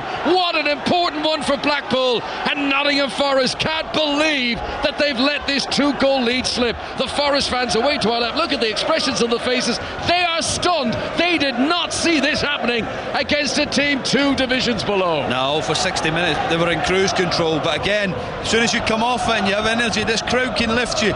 Played many games here, you're never down when you're at home in this place. You get the next goal and it gives you a chance, and Blackpool done that. So 2-2. These sides who played out a 4-4 draw here back in 2015, that was a proper thriller. Blackpool went 2 up in that game. Forest turned it around to lead 4-3. Then Blackpool snatched an equaliser in the 7th minute of stoppage time. There was also a 6-4 game in the over the 2 legs in the Championship playoff semi-final between these two in the late noughties. So there is a history of high-scoring, thrilling games between them. And after 2-2, score sheet as well. Indeed. Very important that we mention that. I haven't mentioned your goal against Chelsea yet, but it'll come as we prepare to take a free kick here for Nottingham Forest midway inside Blackpool territory. The clock says 80 minutes, 10 of normal time to go. There'll be considerable stoppages. Free kick that's played in too high, and it's Murillo who goes over the advertising hoardings in his attempts to keep his balance, having spilled off the field of play. Wasted opportunity from the free kick from Nottingham Forest, who don't threaten. Well, this place was so quiet around the time when Forest went 2-0 up early in the first half. Listen to it now, a throng of noise as Blackpool believe they could be on the cusp of knocking out a Premier League club in the FA Cup tonight. Yeah, brilliant opportunity now.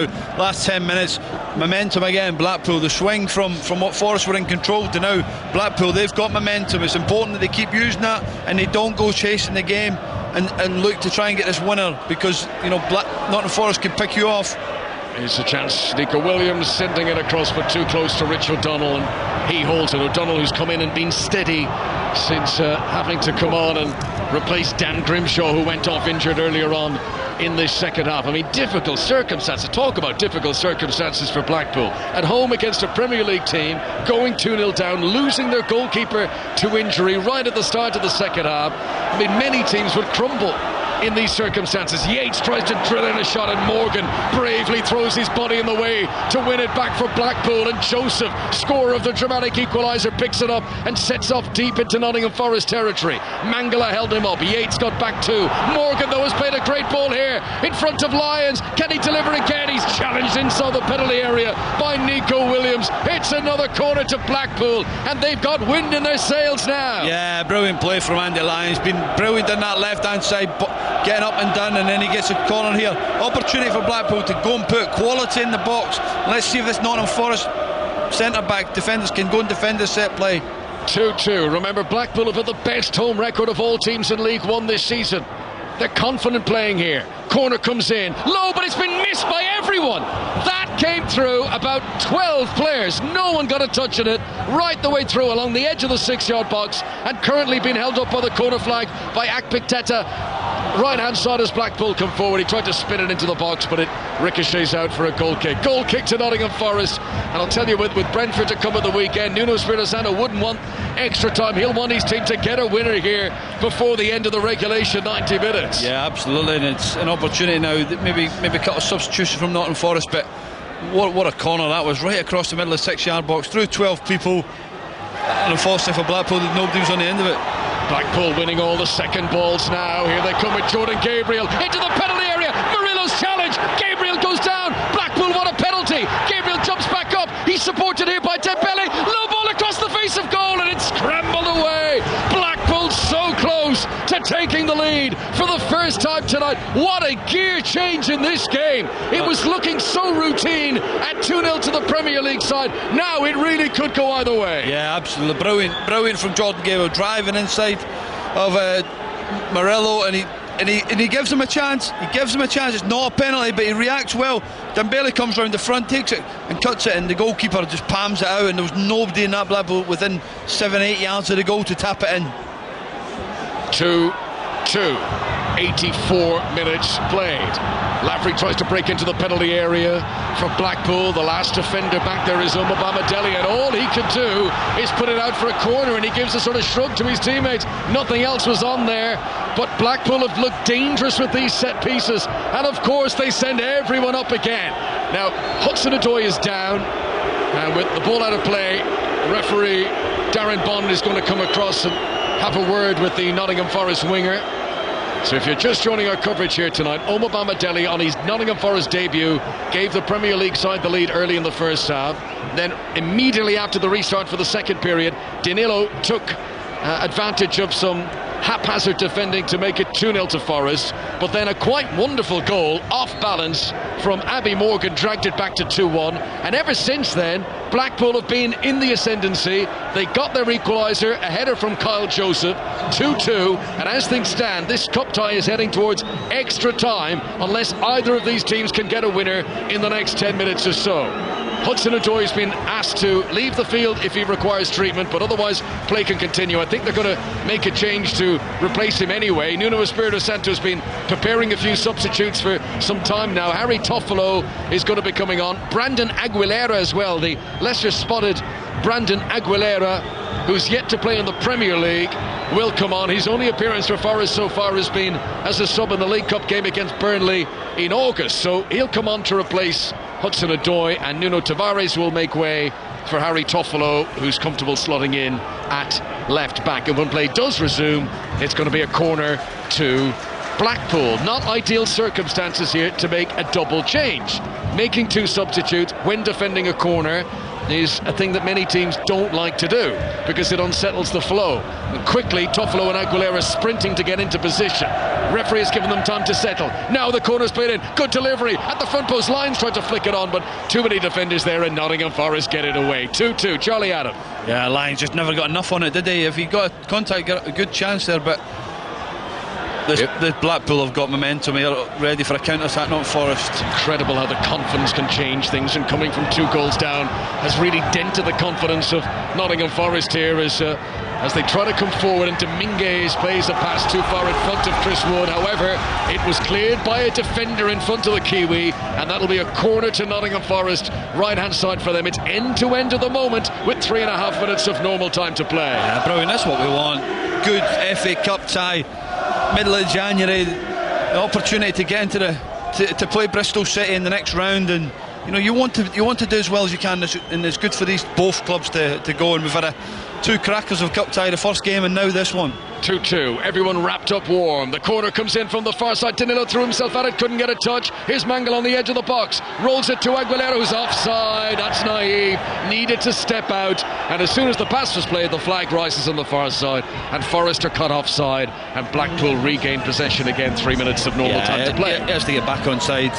Too lazy, and Mangala just probably could have shot, but he tried to lay it to him, but got to work his way back on side. But no opportunity now for Blackpool to get it forward, get up to Lavery, get up to Joseph, see where this defence of Nottingham Forest, because ultimately for the last 20 minutes have been all over the place. Official attendance out of 8,098. They have come wrapped up in their hoodies and their ski jackets and their gloves and their scarves and their hats. But Blackpool fans who were feeling utterly despondent at 2 goals down in this game are now very, very interested with it back to 2-2, and their team playing the best football that they have done all evening. Omobamidele clearing here out to Nico Williams on the far side. Brave tackle from James Husband. That sums up the mood here, because Blackpool are rolling up their sleeves and getting stuck in, and at the moment Forest don't like it. Williams works hard to get it back again in the right full-back position. Down goes Dominguez again, Husband again, and he's got to be careful. There's that narrow, tight balance between being robust and firm and actually breaking the law, and that's going to be a yellow card for the Blackpool defender as we go for news of a goal at Bristol Rovers and Chris Wise. And this should seal it for Norwich. Kenny McLean from the edge of the box, low into the bottom corner. Bristol Rovers 1, Norwich 3, so Norwich, it seems, going to Anfield in round 4.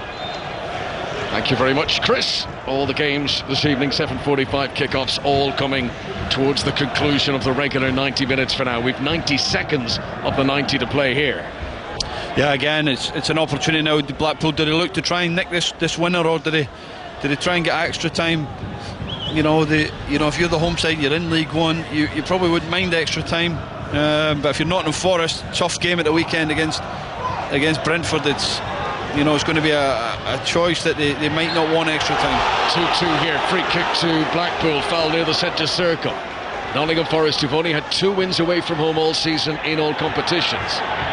Danilo here trying to delay a quick taken free kick, and he's going to go in the book for it. And the referee being consistent there, time wasting by Danilo, he sees yellow. That sums up the mood though. Forest wanting to disrupt Blackpool's flow, and we didn't think we'd be saying that in the early stages of this second half. Well, not in the 46th minute of this game. We were 2-0 up, and for 60 minutes I thought Nottingham Forest were cruising. Mangala was on the ball, he was dominating the game, and then all of a sudden the substitutes, momentum changed in Blackpool, and they got the goal, and then they managed to get that second goal. Free kick taken by the goalkeeper Rich O'Donnell, the replacement goalkeeper who's had to come on in this second period, launching it long into the Nottingham Forest half. High jump for a header by Andrew Omobamidele to put the ball out of play on the far side. Blackpool remain on the attack for now. The throw-in taken towards Carl Joseph, who hung in the air so impressively to take his goal to make this game 2-2. Dominguez clears away up towards Chris Wood, who's looking increasingly isolated now, with Forest being forced to play deep. When they do give it up to him, he's not able to hold on to it. We're going to have 10 minutes added on for stoppages. There was the double delay when Hudson-Odoi and the goalkeeper both had back-to-back injury delays, but 10 does seem quite excessive when you consider we then could have another 30 to come on top of that. Well, there's plenty of time for this fifth goal if we need it, but again, still hopefully we don't have training early in the morning, Charlie. No. Here comes Blackpool again, an attack. Andy Lyons into the penalty area, trying to pull it back for Lavery. They're claiming it was a back pass. Was the ball passed back to Vlachodimos and picked it up? He's picked it up, he's bowled it out. The referee Darren Bond is happy with it. Down the other end it goes in this roller coaster of an FA Cup third round replay. 2-2 at Bloomfield Road. 91 minutes played. The first of the 10 being added on for stoppages has expired. Akpiteta heads it away from inside his own penalty area. Forest get a throw in, and their supporters roar their encouragement away to our left hand side. The ball is thrown back to Murillo, infield to Mangala. Forest need to dig deep now and pull out the Premier League class that they should hold over their League One opponents here. Mangala again, supported by Dominguez. This is all near the halfway line. Blackpool for the moment are containing Nottingham Forest here. Mangala forced to come back into the centre circle, ultimately back into his own half to Omobamidele, who's almost tackled by Lavery, but Forest keep it moving. This is Aguilera on the left hand side, number 41 on his back, runs inside of Jordan Gabriel, gets to the edge of the area. Good tackle, Gabriel, right on the edge of the box. That was high risk, he could have given away a penalty, but he won the ball cleanly. Aguilera tumbled into the box, but then when he tries to bite back, he fouls Jordan Gabriel, and that is a free kick to Blackpool. Still Blackpool 2, Nottingham Forest 2. Yeah, that's just a bit of frustration from Aguilera. He goes, Gabriel does well to recover the ball, and then he just dives in, makes a foul, and it's good play from Jordan Gabriel. Okay, just some breaking news on 5 Live. I can tell you that MPs have voted in favour of the government's bill to send some asylum seekers to Rwanda. 320 MPs voted for the bill, 267 voted against it. There will be reaction with Gordon Smart at 10:30. So that breaking news, more available on the BBC website right now, and we will have more on 5 Live as the evening continues. Omobamidele clears the ball away, and he claims that the last touch there came off Kyle Joseph. However, the officials say it didn't, and that it will be a Blackpool throw. They will remain on the attack down the right hand side. So Jordan Gabriel to take. This is level with the edge of the penalty area that Blackpool attack.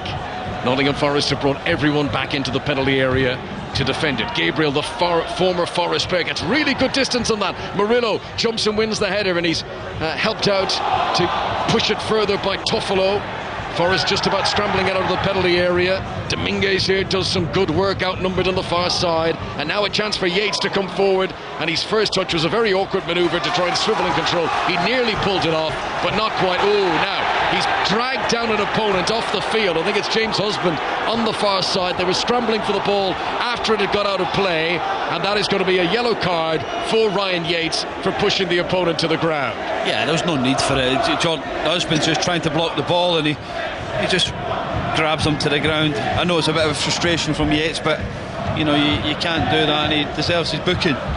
So a yellow card for him, but it is still a throw-in to Forest. It wasn't a foul as such because the ball had been off the field of play when it happened. Yates will hook in across on the far side, but he's put too much on it, and it sails over Aguilera, who does well to sprint out and to keep it in play, the Costa Rican international. Now pumped in by Toffolo from the left-hand side. Dominguez can't control. Nico Williams shoots low, but it rattles the shins of Andy Lyons, who proves to be a defensive block to clear the ball away. Williams with a really good cross from out wide again, looking for Aguilera, tries to shoot, hits a defender. Did that go out of play?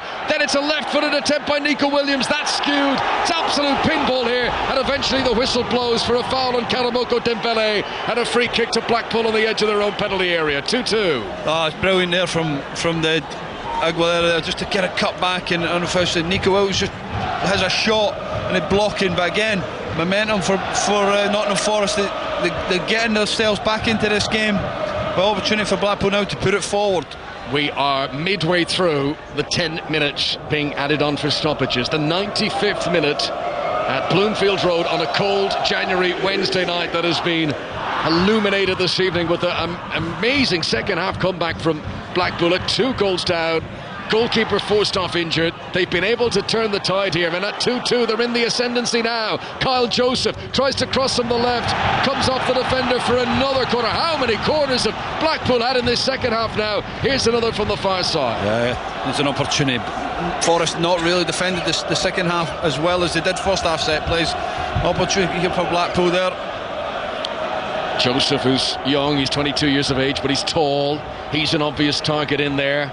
Akpiteta's in there as well, tall defender. The corner is rolled short to Dembele, edge of the penalty area, fancies the right footed shot, took a deflection straight though at the goalkeeper, and the pace was taken off it. The sting by that deflection made it an easy save for Fletcher Demos, who pumps it long, and Domingos goes, what's that in, Ada? I'm not going to be able to get onto that. Oh, actually, do you know what he was complaining about? He thinks he was held by the defender as he tried to run for it, and the referee Darren Bond agrees with that assessment, and it's going to be a free kick to Nottingham Forest, and it is a yellow card Abby Morgan for Abby Morgan. But what I say there about Nottingham Forest is that they're still trying to get the game. Dembele's trying opportunities there, but they want to get forward as quick as they can. They don't want an extra time. There's a big game at the weekend for them.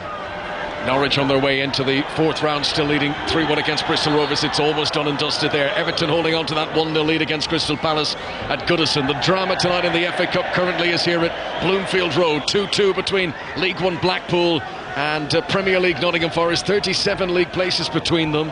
We have played 7 minutes now of the 10 allocated for stoppages, and Nottingham Forest have a free kick inside their opponent's half. Nicolas Dominguez standing over it, plays it right-footed, looking for Murillo on the far side of the penalty area from where that free kick came. Joseph back helping out the defence, got his head to it, but Murillo's persistent and he gets it down on the deck, and the Brazilian wins a corner. Corner to Nottingham Forest on the left-hand side. It's just a hopeful ball from Dominguez, and Murillo just as well to have used his strength against Joseph and gets a corner. This is the first time in a decade that Nottingham Forest have been involved in an FA Cup replay, and their fans might be about to get full value for money if we don't get a goal in the next 2.5 minutes here.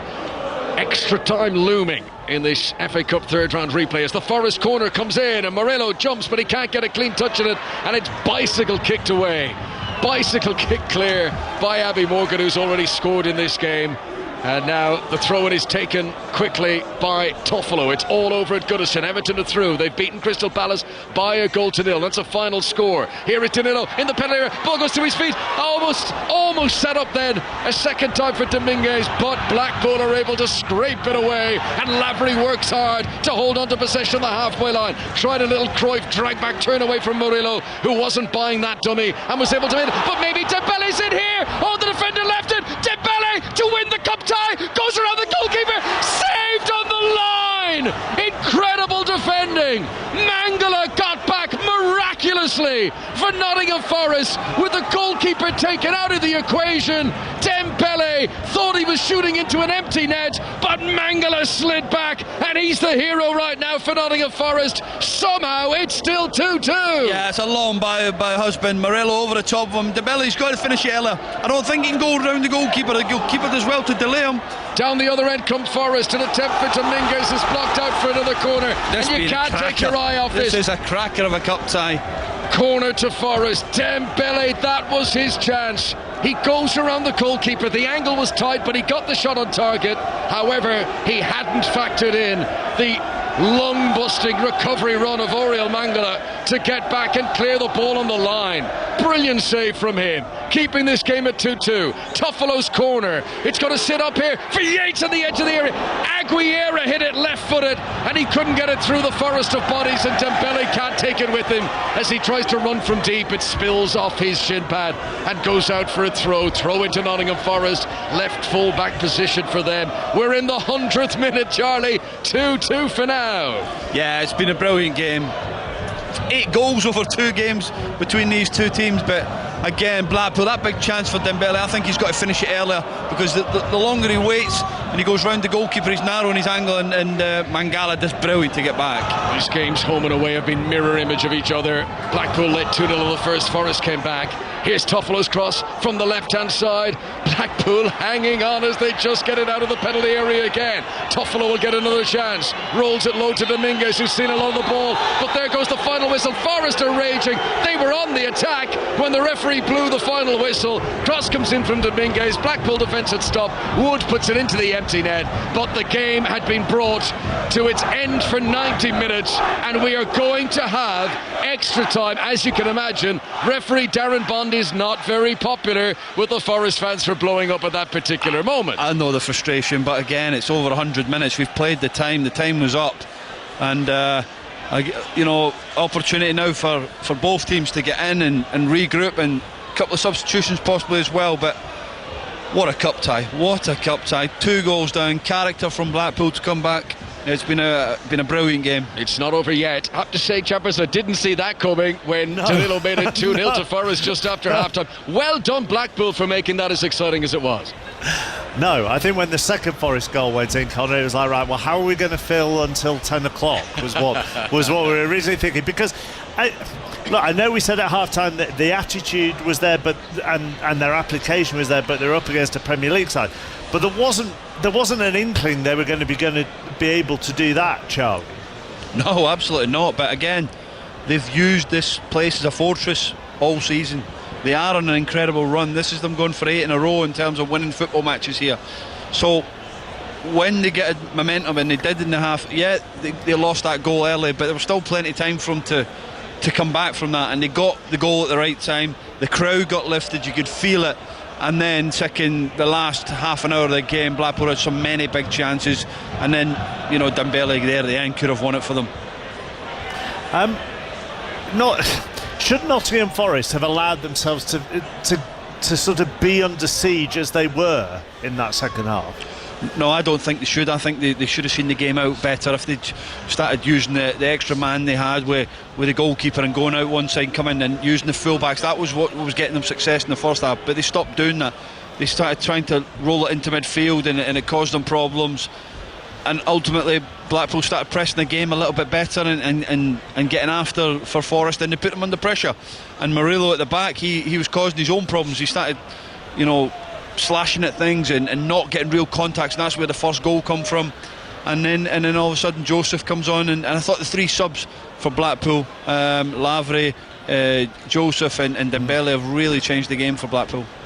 Okay, back shortly for extra time and maybe penalties, who knows. Finished 2-2 at Bloomfield Road to Goodison, where a very good free kick settled this between Everton and Crystal Palace. Chris Coles. And that's all there is to say, to be honest, Mark. It was the one moment of quality from André Gomes that gave Everton a welcome win, something to cheer about in the midst of all their off-field issues. 1-0 winners over Crystal Palace. Beautifully hit free kick in off the post, and that was enough. Palace were flat throughout, wasteful with their chances, withdrew their biggest threat, Eberechi Eze, midway through the second half, which really didn't go down well with the Palace Palace fans, and they exit the FA Cup with a bit of a whimper. Special mention too for Everton's backup keeper João Virginia. He made several excellent saves, including one in the second half of stoppage time at the end of the second half. Great save to ensure the game didn't go to extra time. So it's Everton through to play Luton at home in round 4. They've beaten Crystal Palace 1-0. Leon Osman, just on the Palace substitution, I know Everton winning is probably the story and going through to the 4th round. And Roy Hodgson will say, well, you know, we've got a game at the weekend and so on and so forth, and we're trying to stay in the Premier League. But for those Palace fans who've gone to Goodison on a Wednesday night in freezing weather for an FA Cup 3rd round replay, I mean, just sucks all the life out of it, all the fun out of it. Yeah, it was a tough one for those Palace fans. It was as if Roy Hodgson treated this like a pre-season friendly, like they've had their 13 days off since the last cup tie. He'd made all of his subs by the 70th minute. He'd taken off his best players. He was giving people enough game time to get them ready for the weekend game, and you know that's a shame when you've travelled all this way and you want your team to have a real go. Having said that, they created more in the added on time here against Everton. 3 really good chances in that last stage than they did in the entire game before it. But yeah, the story is Everton going through. Yeah, but if you're going to treat it like a friendly, then pay for the fans to go. Yeah, I mean, I'm sure that's a question for Roy and Crystal Palace to go through. But yeah, it was a shame. There was no real intent, and that was the way. Making those subs after the 70th minute said it all, really. All right, in the other tie tonight, Norwich are 3. They'll play Liverpool at Anfield. They've won 3-1 at Bristol Rovers. The big news story tonight, MPs have voted in favour of the government's bill to send some asylum seekers to Rwanda. 320 MPs voted for it, 276 against it.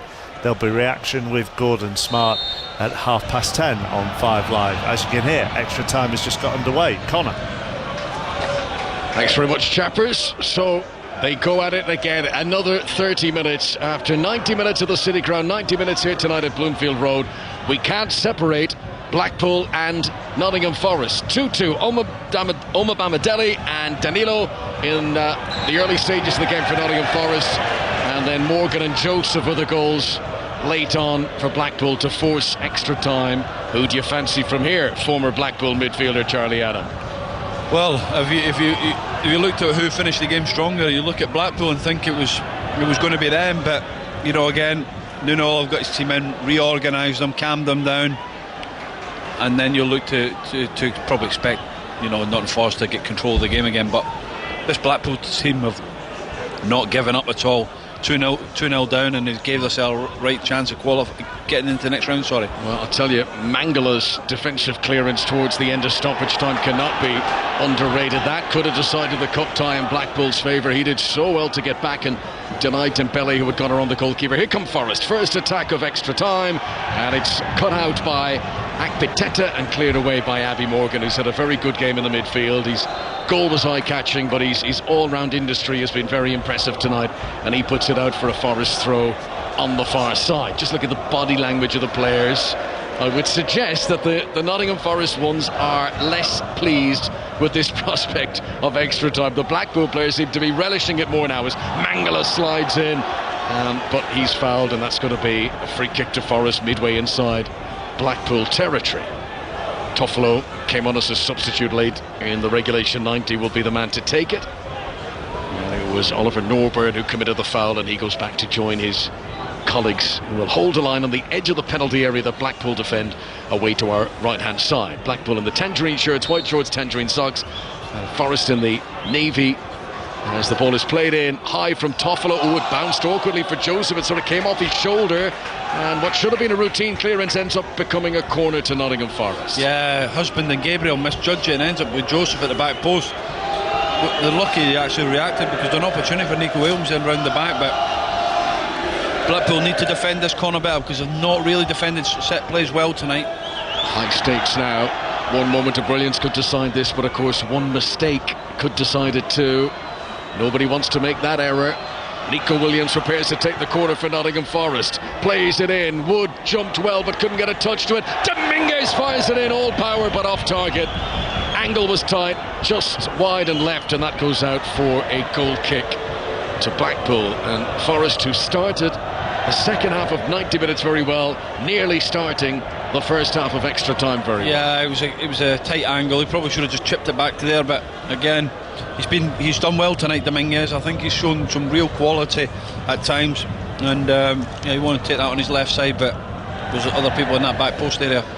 Blackpool 8th in League One, Forest 15th in the Premier League, 4 points above the relegation zone.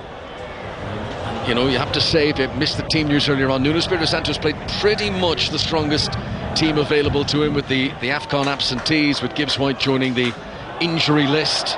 The likes of Anthony Alanga not available, Awonyi's been out for some time, Felipe out with a hamstring as well. But of the players that were available, okay, you might have started with Toffolo instead of Nuno Tavares, but pretty much the strongest team that he could have named tonight. So it's not like he's put out a weakened team here away from home against League One opposition. Dembele's done really well here to shift this on to Andy Lyons into the penalty area for Blackpool, supported now by Husband, just when it looked like Lyons was going to lose it. Husband to the byline, sends in a cross that's just too high for Lavery at the back post. Aguilera's back there for Forest, shows great strength to win a shoulder charge against Dembele, and then the ball goes out off Dembele for a goal kick to Nottingham Forest. Yeah, a really good play from Dembele there, over to Andy Lyons, and just because he's on the right side, on this left hand side, always wants to cut back on his right side on the inside, and you know, Husband's going on the outside, so opportunity there for Blackpool.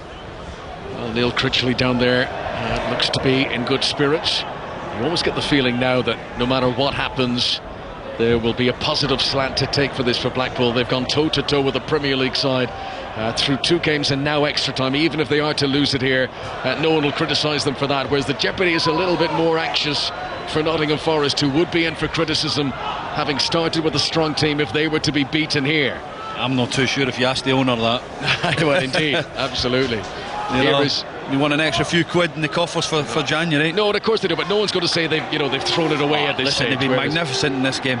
Here's Aguilera, low ball in, Danilo, chance shoots, what a save! Rich O'Donnell stood firm, wouldn't have counted anyway, flag was raised, but the goalkeeper wasn't to know that.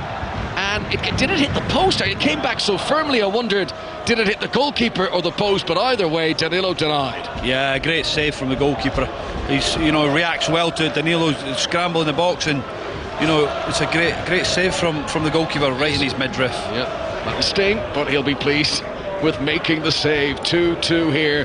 Earlier on this evening, Bristol Rovers 1, Norwich City 3. Norwich came from 1-0 down to book their place in the 4th round, where they will play against Liverpool. And Everton are through. They've beaten Crystal Palace at Goodison, and Everton now face Luton, another all-Premier League tie in round 4. And you can keep across all of those 4th round ties weekend after next here on 5 Live and across BBC Sport. Dominguez push inside the centre circle, free kick to Blackpool for a foul on Abbey Morgan. Forest have got to bring players back into defensive positions once again. We've played 6 minutes in stoppage time. Free kick is taken out to the left wing, James Husband. Good control. Then he sends it back into a central location again in Abbey Morgan. He'll drill it towards the penalty area. Arriving on the far side was Jordan Gabriel. Tried to take it on his chest at full pelt, which was a difficult manoeuvre and didn't work out. Here's Ryan Yates, a glance at the offside flag, which doesn't rise, and he knows he's on and he can continue. Dominguez flashes it across the edge of the penalty area. Chested down by Danilo. Attempted shot by Aguilera is charged down. There was a bit of slick quality to that counter-attack from Forest, but they don't get a clean shot through in the end. Lavery tries to pursue it towards the Forest penalty area, and out comes the goalkeeper Vlachodimos, and the high tempo nature of this game continues as we prepare to move into the 98th minute now. Yeah, there's no energy coming out of these two teams. They're still going for it. Both teams are trying their best to try and get this third goal and take the game away from each other, but it's good play there from Dembele, trying to get Lavery in behind. Unfortunately he couldn't get on the end of it. Midway through the first half of extra time. Reminder that there would be penalties this evening if needed. No VAR, which, to be fair, hasn't been a big issue. We haven't had too many incidents of that nature to discuss tonight. Lavery here, held up by Murillo on the edge of the penalty area. Don't know if Dembele meant it, but it's a good touch to shuffle the ball out to Gabriel on the far side there. He kind of lashed at him and he managed to flick it on. Gabriel now will challenge in the air against Toffolo, and there's a trip, but I don't think it's intentional. The referee lets it go, and of course there's complaints from Blackpool fans, but I think that's the right decision. Danilo pumps Bumps it long. Wood is the only player forward for Nottingham Forest here. Holds it up. Blackpool fans screaming. They think he handled it. Play on, says the referee. Forest hold on to possession. Yates near the centre circle. Blackpool have been able to get their full defensive structure back in place. Yates has it midway inside the Blackpool half. Touched by Dominguez. Back to Yates once again. 15 yards outside the penalty area. To the Argentinian Dominguez. 3 players around him. Flicks it with the outside of the right boot. Out looking for space on the left. Toffolo takes a touch to control. Sends in a cross which loops in the air and is claimed by the goalkeeper O'Donnell. And a big roar of encouragement from the Blackpool fans.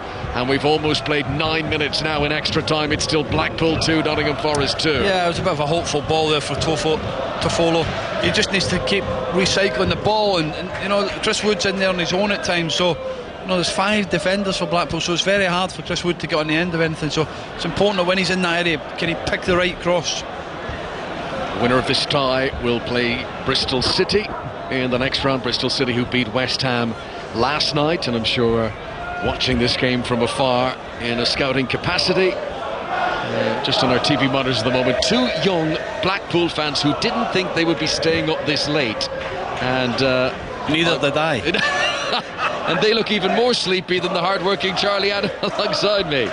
We're all up beyond our bedtime this evening at Bloomfield Road, but that's what the FA Cup does to you. Mangala's challenge from the back is a foul on Lavery. It's amazing. That's going to be it's also amazing to think that Nottingham Forest have lost the last 8 away FA Cup ties. Yep. So, you know, they have prior and previous when it comes to this. Yeah. Of things going wrong. Those will be lingering in the memory of their supporters who watch on away to our left. Good cross on the left-hand side. Played in by Husband. Big leap in the middle, but Lavery just couldn't get there. It skimmed the fringe of his hairdo, but he couldn't get a touch on it. Yeah, it's a brilliant ball from Husband, and Lavery just got up too early and never got enough contact. But again, Blackpool looking for that third goal. The energy has been there persistently since they made it 2-1. Been non-stop from Blackpool.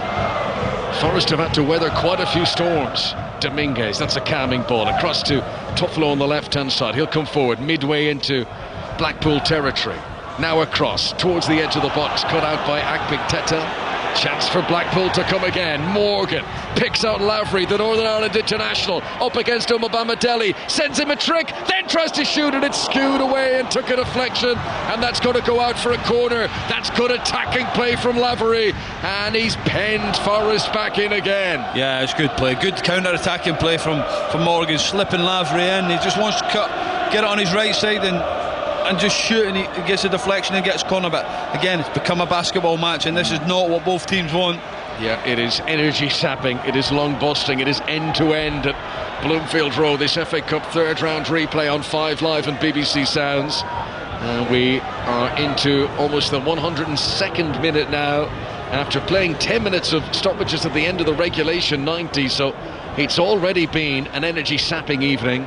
Forest are going to make another change here, as Oliver Norburn runs across, I think just to get instructions over by the sideline on the far side. Murillo is going to be taken off here, and Scott McKenna will come on for his first Nottingham Forest appearance since September. The Scotland international has been out of favour, but he is going to get the closing stages here, and Murillo will take the shortest access route off the pitch and just walk behind the goal.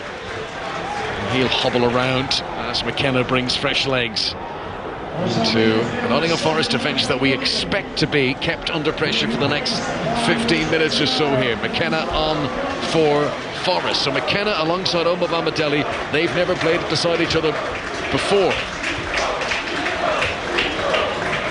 Murillo slowly walking around to leave the field. Nico Williams is also being replaced, and Gonzalo Montiel, who was a World Cup winner with Argentina just over a year ago. If this goes to penalties tonight, it would be his first penalty shootout since the World Cup final, when he scored the winning spot kick. So in terms of big occasions and pressure, I think he's proven, Montiel, that he can cope with it. Here comes the corner for Blackpool into the penalty area. Good jump by McKenna. That'll do his confidence the world of good. He wins his first collision and puts it out for a throw-in on the far side. I'm sure Montiel won't be bothered about a penalty shoot at Bloomfield Road. You know, when you've got Messi and you've got Alvarez behind you, I'm not too sure he'll be too bothered. No. But again, Nico Williams coming off tonight. I've seen him linked with Feyenoord actually today. So again, with the financial things at Nottingham Forest, do they have to try and get rid of some players the next few weeks? Yeah, feels like a lot of clubs need to balance books with the new regulations. 103 minutes on the big stadium clock. 2-2 between Blackpool of League One and Premier League Nottingham Forest. Blackpool on the attack, throw it into the penalty area. Goalkeeper came up miles, Vlachodimos, but it comes back to him the second time, and he makes the save. Chris Wood ended up on the deck there, but he's back up to his feet. That means Forest have no one in the central attacking position as they try to come forward, and Dominguez flick-on header goes to Abby Morgan, who's able to clear away. Joseph will do well to keep this in play. Keeps it on the playing surface, gives it straight to Montiel. Now Ryan Yates. Forest hoping that their Premier League quality and class should see them through here, as we've got another couple of minutes to go until half-time in extra time. Good work by Toffolo on the far side. Danilo's encouraged him to make the run and keep going to within 10 yards of the byline. Toffolo on his left favoured right boot pulls it back for Yates, who hits it left-footed over the crossbar. Forest's best chance in some time. Yeah, it's good play from Toffolo. Husband tries to gamble on it, and he misses it, and Yates a big chance there on his left side, and he hooks over the bar. Blackpool 2, Nottingham Forest 2, extra time at Bloomfield Road on a freezing cold night, and they still have all the compacted ice and snow around the edges of the pitch that they had to work so hard to get this game played tonight, and aren't Blackpool fans delighted that they did do. Nobody's heading for the exits early here as we go late into the night, past 10 p.m. Rich O'Donnell takes the goal kick for Blackpool away to our right-hand side. Left-footed, up over the halfway line. Lavery jumps with McKenna. McKenna wins the header. Dominguez plays it forward towards Chris Wood, and Akpeteta gets there ahead of him. Yates in the midfield plays a good ball in front of Toffolo, and they're using Toffolo to good effect in extra time here, Nottingham Forest. They know he's got fresh legs and he's willing to pound his way up and down that flank, and they keep giving the ball out in that direction. Omobamidele, who's already a goal scorer tonight on what is his Nottingham Forest debut. Montiel into Yates. This is consistent pressure. There's two balls on the pitch. One had been thrown back from the spectators, and the referee has got a hold-up play while we get rid of the extra ball. Yeah, we're just taking a bit of a breather now because of this ball, but you know, talking about Toffolo over on that left-hand side, Dembele doesn't really want to go back the pitch, so it's important if you can use him to go higher up the pitch, and that's where they can get on the out ball, get him up in the pitch and that higher. You've seen that with a cross nearly for Yates to score the goal. Okay, we're into stoppages at the end of first half of extra time. 1 minute being added on here. Omobamidele for Nottingham Forest, who are hogging possession at the moment. A game, remember, that Forest led by 2-0 in the second half of 90 minutes. However, Blackpool, with remarkable resolve, have been able to come back and make it 2-2, and they've had some brilliant chances to take the lead themselves tonight. But all square it remains for now, as Omobamidele is slow to get back to his feet after a heavy collision. Referee Darren Bondis is going to delay the restart to ensure that Omobamidele is okay. Throw-in is going to be taken by Montiel. There's something going on amid the spectators, and the referee had a word with a security officer there.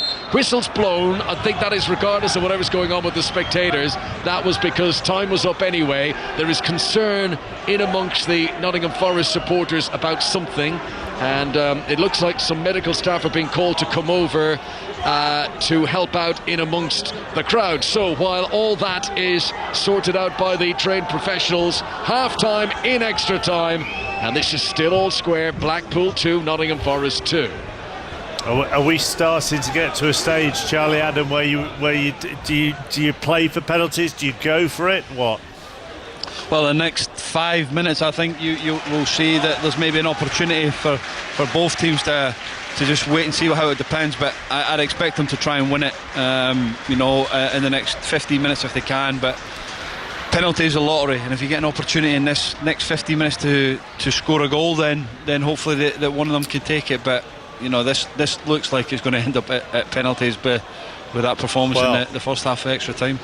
Just wonder actually, Connor, at the moment what they're going to do here. Just looking at the monitor that I have, all the players moving away from the far side where the Nottingham Forest fans are, and they are congregating in front of their respective technical areas, aren't they? I'm assuming they're taking on fluids, but Nottingham Forest medical staff, I think, raced across the field to the far side where the visiting fans are. Yes, and they've remained in that area, so we assume that a Forest fan has been taken ill, something of that nature, and they've gone in amongst the crowd to help out. There is, of course, security staff, there's police who are here in any event, but those medical trained people come in. I've just noticed some members of St John's Ambulance are arriving in as well now, but all this happening on the far side of the pitch from where the dugouts are, so the players would have been away from this area anyway. As I mentioned in commentary, the referee had been alerted to a situation in the crowd just before he blew the whistle for the break. The time was up anyway. He didn't blow up early or anything like that. It was of a certain good nature of the timing of that, and the stewards were able to, with the pause in play, get access. Now you'll be aware, Mark, and our listeners at home, that when you've got away fans, they're often segregated away. There's a netting that's used, that kind of stuff, and stewards at the moment are moving that netting away to create an easier access route for the paramedics who have arrived. But look, as we know, at all these football grounds, they've got trained medical practitioners who are on the scene and appear to be dealing with a Nottingham Forest fan who's been taken unwell in amongst the crowd looking on here during this half-time break of extra time in this FA Cup third round replay. The referee had a long chat with Neil Critchley, the Blackpool manager, and just explained what was going on. Nuno Espirito Santo at the moment is talking to his players who are still huddled around him. There was a smattering of applause then. Connor, what did you see? Well, no, it's just because the players broke away to, the Forest players had been in a huddle and they broke away to get back into position for a restart. That was just a cheer from the supporters about that. Just to paint the picture for you, the Blackpool players are still staying in a sort of team talk huddle far side of the field. What I would imagine will happen here is there'll be a delay to the start of the second half of extra time until the safety manager in the stadium is happy for that to continue. But clearly at the moment, everyone on this side of the pitch, which is where our press box is and our commentary box, they're all preoccupied with the well-being of a spectator in the crowd who is still being worked upon by paramedics as I speak.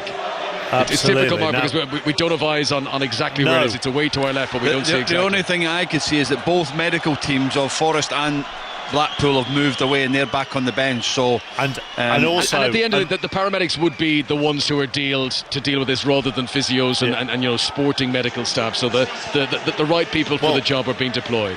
And the fourth official's got his board up and waving it around, saying there's a substitution coming for Nottingham Forest, which would imply that the game is about to get back underway. And indeed, the ball is on the centre circle. So we've got the second half of extra time to come here at Bloomfield Road.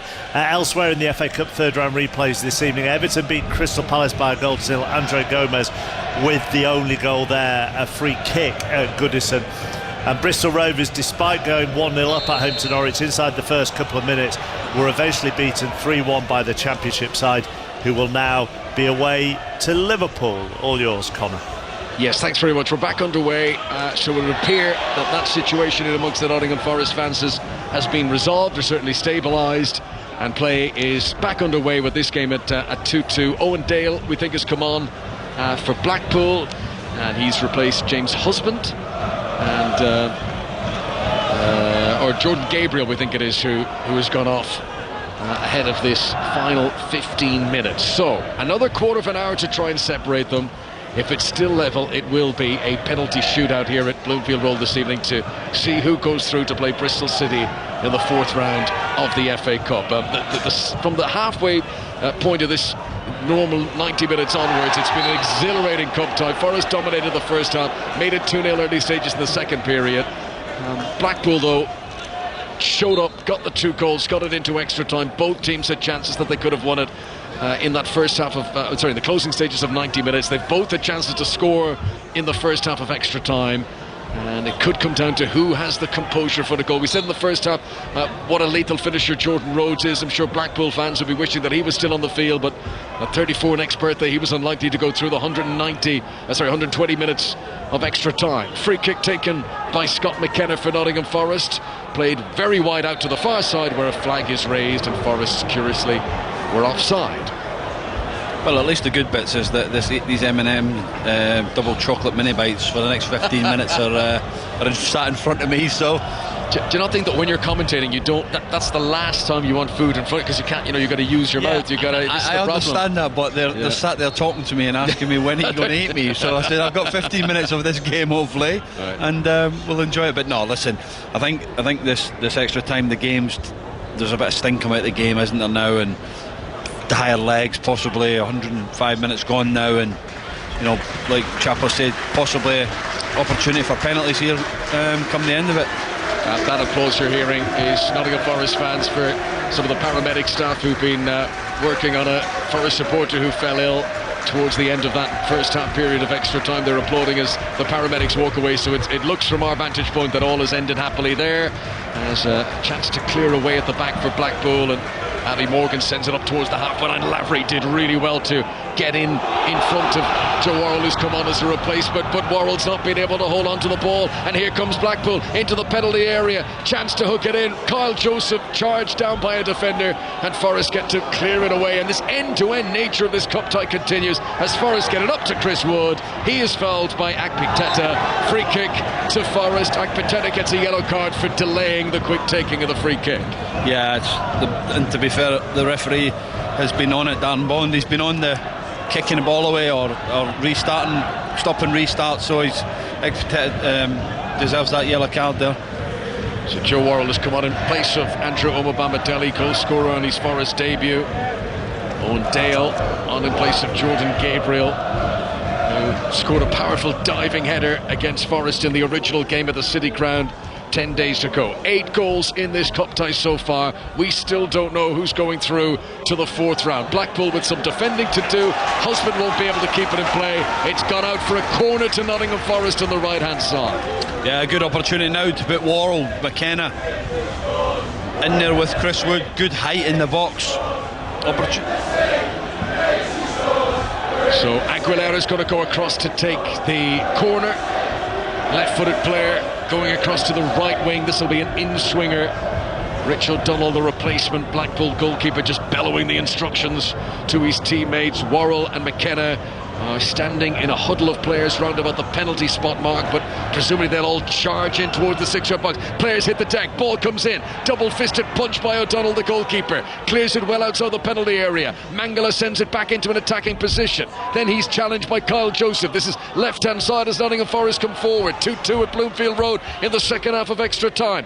This is Dominguez, a chance to cross from the left-hand side, gets his head up, looks for options, plays a very clever ball to Danilo, picked him out in a crowded penalty area. Yates puts it across the face of goal, and it's in! Chris Wood, I think, with the final touch, maybe off a defender. It's Ryan Yates celebrating. It's either gone in off Chris Wood or a defender, but either way, Forest have got their 3rd goal, and they lead again. They've been 1-0, 2-0, and now 3-2 ahead. Can Blackpool come back again, or will that prove to be the fatal blow this evening? Again, it comes from Andy Lyons allowing the ball and the cross to come in instead of dealing with it, and Yates comes across, smash it across the goal, similar to Jordan Rhodes in the first half. He never gambled on it, he stood back.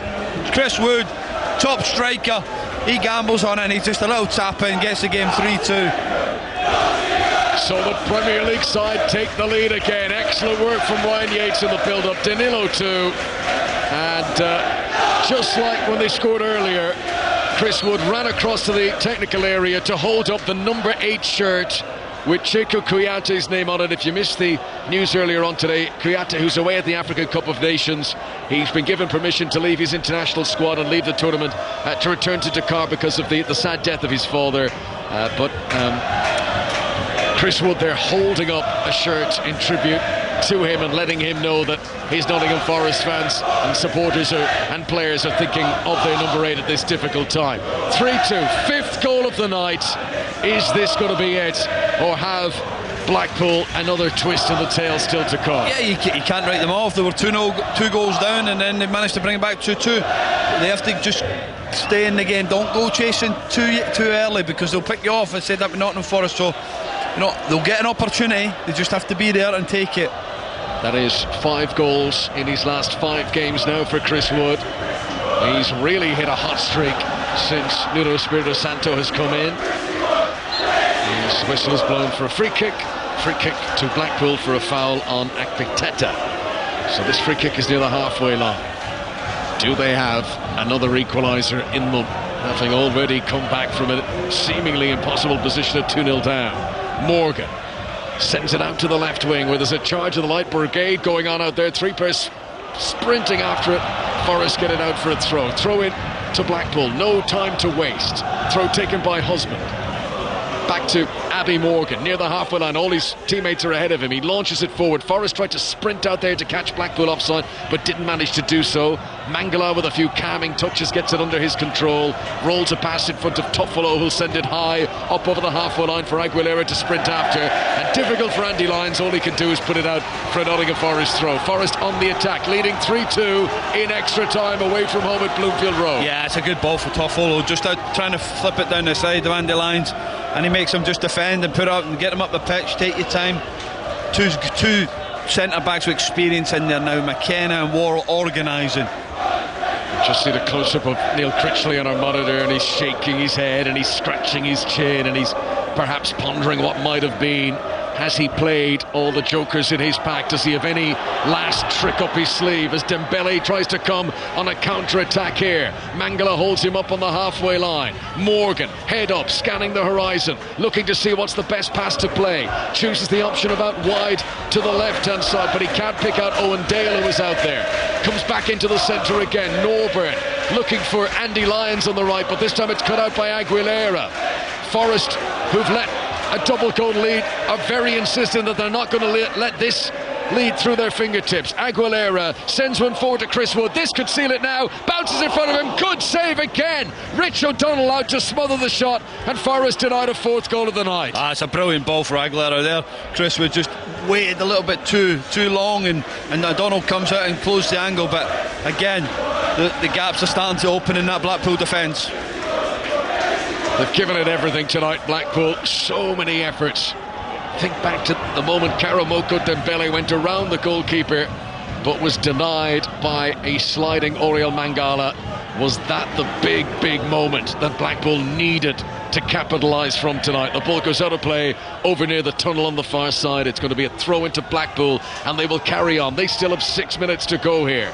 Kyle Joseph controls the ball 10 yards outside the penalty area. That Blackpool attack away to our right hand side. He's out by the sideline on the left. Ball goes out of play. Throw in to Blackpool. James Husband trudges forward again. He's run up and down that side so often tonight. Morgan into the penalty area. Andy Lyons tries a flashing header from the edge of the penalty area. It would need to be spectacular to score from there, and it goes off target, and that is a goal kick to Nottingham Forest away to our right hand side. They lead 3-2, and as things stand, are on their way through to the fourth round. Yeah, again, they've been patient the second half of extra time. Nottingham Forest, they've seen it out and they've got the goal. I think Chris Wood's really been a focal point for him tonight. He's caused problems in terms of the hold-up play and allowing people to Minguez and Danilo to be able to run in behind. But again, experienced centre-forward play at times from Chris Wood, and he gets his goal that he deserves. Neil Critchley, the Blackpool manager's made all his substitutions. There's nothing else he can do to change it tactically in that regard. As Mangala plays the ball in front of Wood, flag is up. Wood continues on into the penalty area, shoots wide anyway, but flag had been raised a long way back.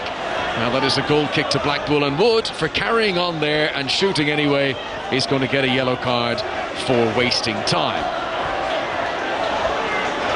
Free kick to Blackpool, edge of their own penalty area. They need it down the other end. They're running out of time, just over 4 minutes to go. Yeah, no, Chris Wood's playing the game, isn't he? He's an experienced player. He heard the referee's whistle. He would have seen the linesman's flag as well, but it looks like Nottingham Forest going with that back five now. They're trying to go with a 5 and a 4 in midfield and just leave Chris Wood up front. Chris Wood's goal means that he's now scored more goals in 5 matches under Nuno Espirito Santo than he did in total under Steve Cooper. He's coming out of defence. Danilo's played a good ball. Now he's got options, and he gives it the outside of his left boot to Aguilera into the penalty area. This could seal it now. Unselfishly back to Danilo, shoots and it's saved. Scuffed shot into the deck, and it's set up nicely for the goalkeeper. Forest could have settled it at 4-2 there. Yeah, Blackpool got to go for it now. They're going to get picked off if they do. The opportunities for Forest are coming, but Blackpool just, if they don't want to rush it and and end up losing 4-2. They need to just wait. There's still plenty of time here if they want to create another chance. This is 5 Live from the BBC. This is Bloomfield Road, Wednesday night, freezing temperatures. 5 goals in a game that's gone into extra time. Blackpool need another one here if they're to force a penalty shootout. Throw in for Callum Connolly, who in his enthusiasm was trying to take it from the wrong place, and the referee Darren Bond had to send him back. Throw is taken to James Husband. Hail Mary up into the penalty area. Good leap back there though, and Montiel's able to clear it away. And Forest now up against tiring Blackpool legs, bring it back into their opponent's half once again. Nicola Dominguez, who's run his socks off tonight, gives it short to Danilo. Back to Ryan Yates. Neat triangular passing. Good game management now from a Nottingham Forest team who are looking up at the big stadium clock and realising that there's only 2.5 minutes remaining in this contest. If they can hold on to possession, if they can frustrate Blackpool, this is going to be all over very soon. Eventually a challenge comes in by Owen Dale, and the ball goes out of play for a Forest throw, and of course they take their time over it. Yeah, there's now seeing the game out. Good little play from Dominguez. Again, like you said, he's been brilliant tonight. He's run his heart in, run everything for this team tonight, Dominguez, and now they're just keeping it in the corner, trying to see this game out. Yeah, still Dominguez battles on. Ball goes out for a throw-in to Blackpool, but back near the corner flag they're defending. Left-hand side. 118 minutes now on the stadium clock. Remember, we played 10 minutes of stoppages at the end of the 90. So these players have already had a lot of miles in the legs tonight. 3-2 Nottingham Forest lead.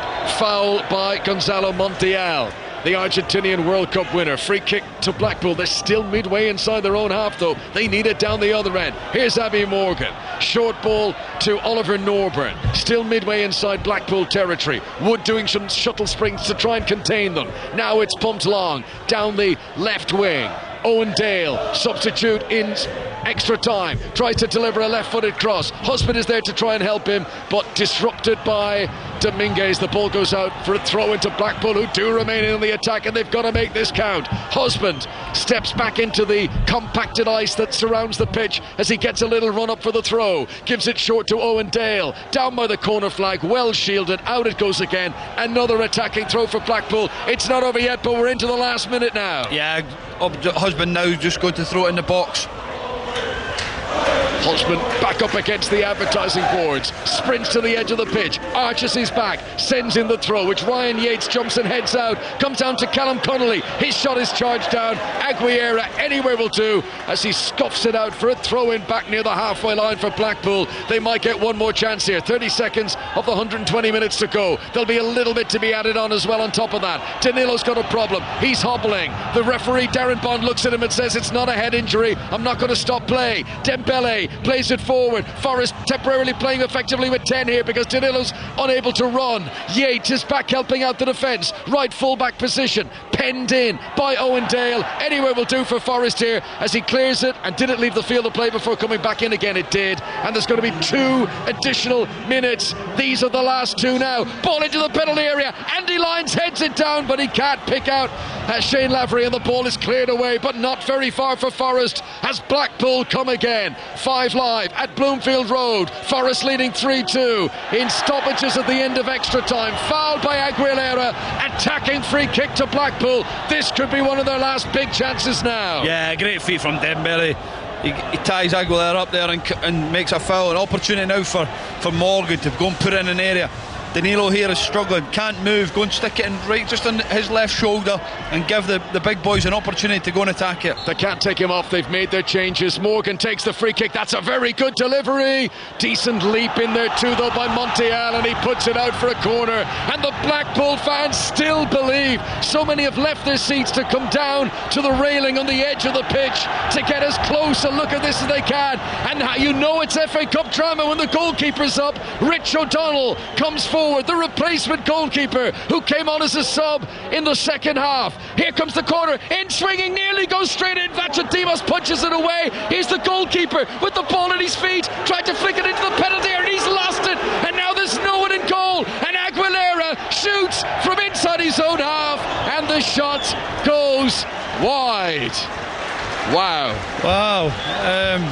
What do you say there? Aguilera, what an effort.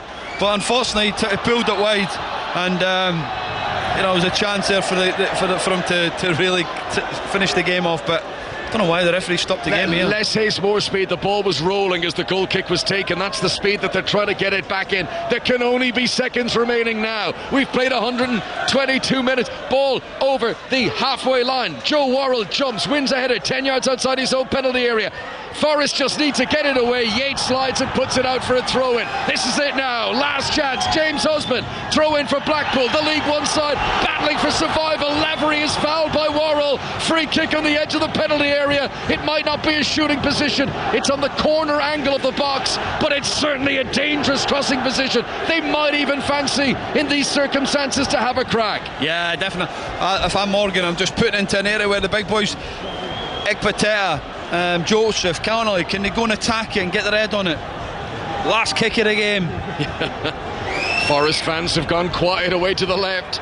They hope they're on their way through to the fourth round, but they're being made to wait all the way here, made to sweat at Bloomfield Road on a freezing night. Morgan, who's already scored in the game, stands over this. He's going to do he's going to whip it in and hope it comes off someone's backside. Anything would do for Blackpool now. Last chance, edge of the penalty area. A wall has been erected. It doesn't feel like a shooting position, but Forest don't want to take any chances at all in this game that's already seen 5 goals. 3-2 Forest lead. Here comes Morgan, low hard, hits the wall. Danilo, the injured player, is the one who blocks it. Out it goes, and that was the final throw of the dice for League One Blackpool, who've given this everything tonight, but they are out of the FA Cup, and it's Nottingham Forest to the Premier League, who go through to the fourth round. They gain revenge over Blackpool, who eliminated them this time last season, and Forest will now play Bristol City in the fourth round. That was a great cup tie though, and they win it by 3-2. Yeah, listen, they'll be delighted to get through it in the end. Tough away game. It's taken them, two draws and an extra time to really get this job done, but Nuno will be delighted. So another win. It's an opportunity to go to Bristol City now and get there, but it's been a great cup tie and a great game. Both sets of players are applauding their fans. Blackpool supporters very proud of their team's achievements, but their cup run has come to an end here, Mark.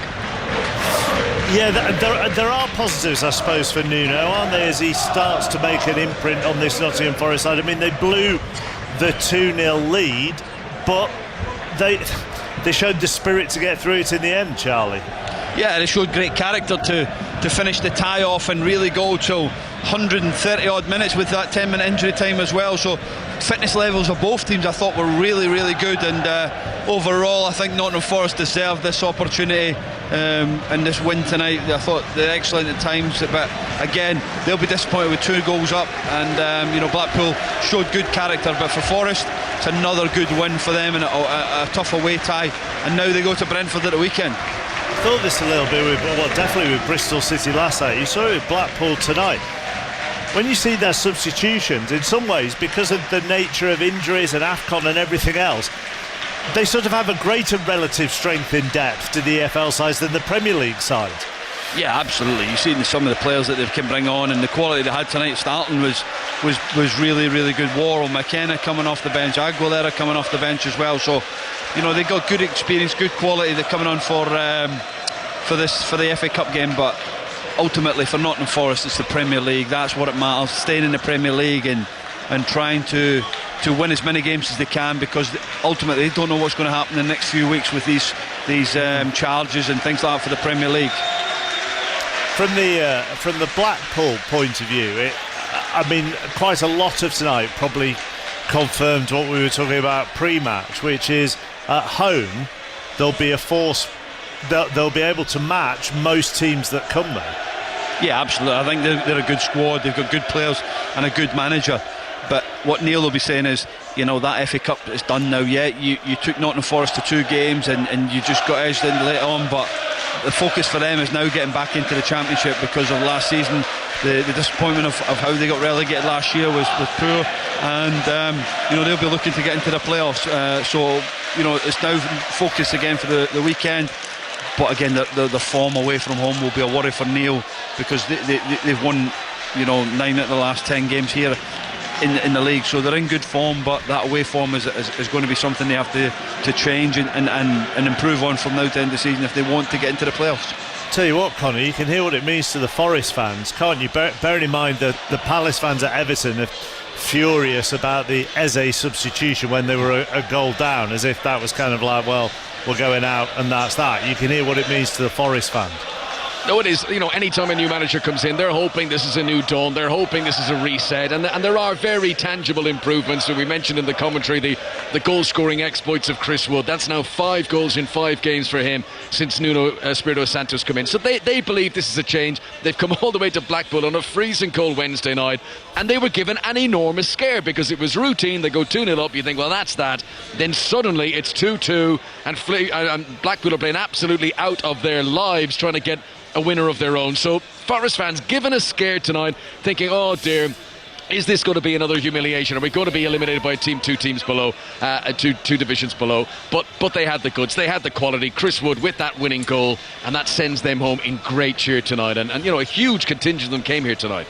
Yeah, go and get warm, you two. Thank you very much. Cheers, Nottingham mate. Forest will go to Bristol City.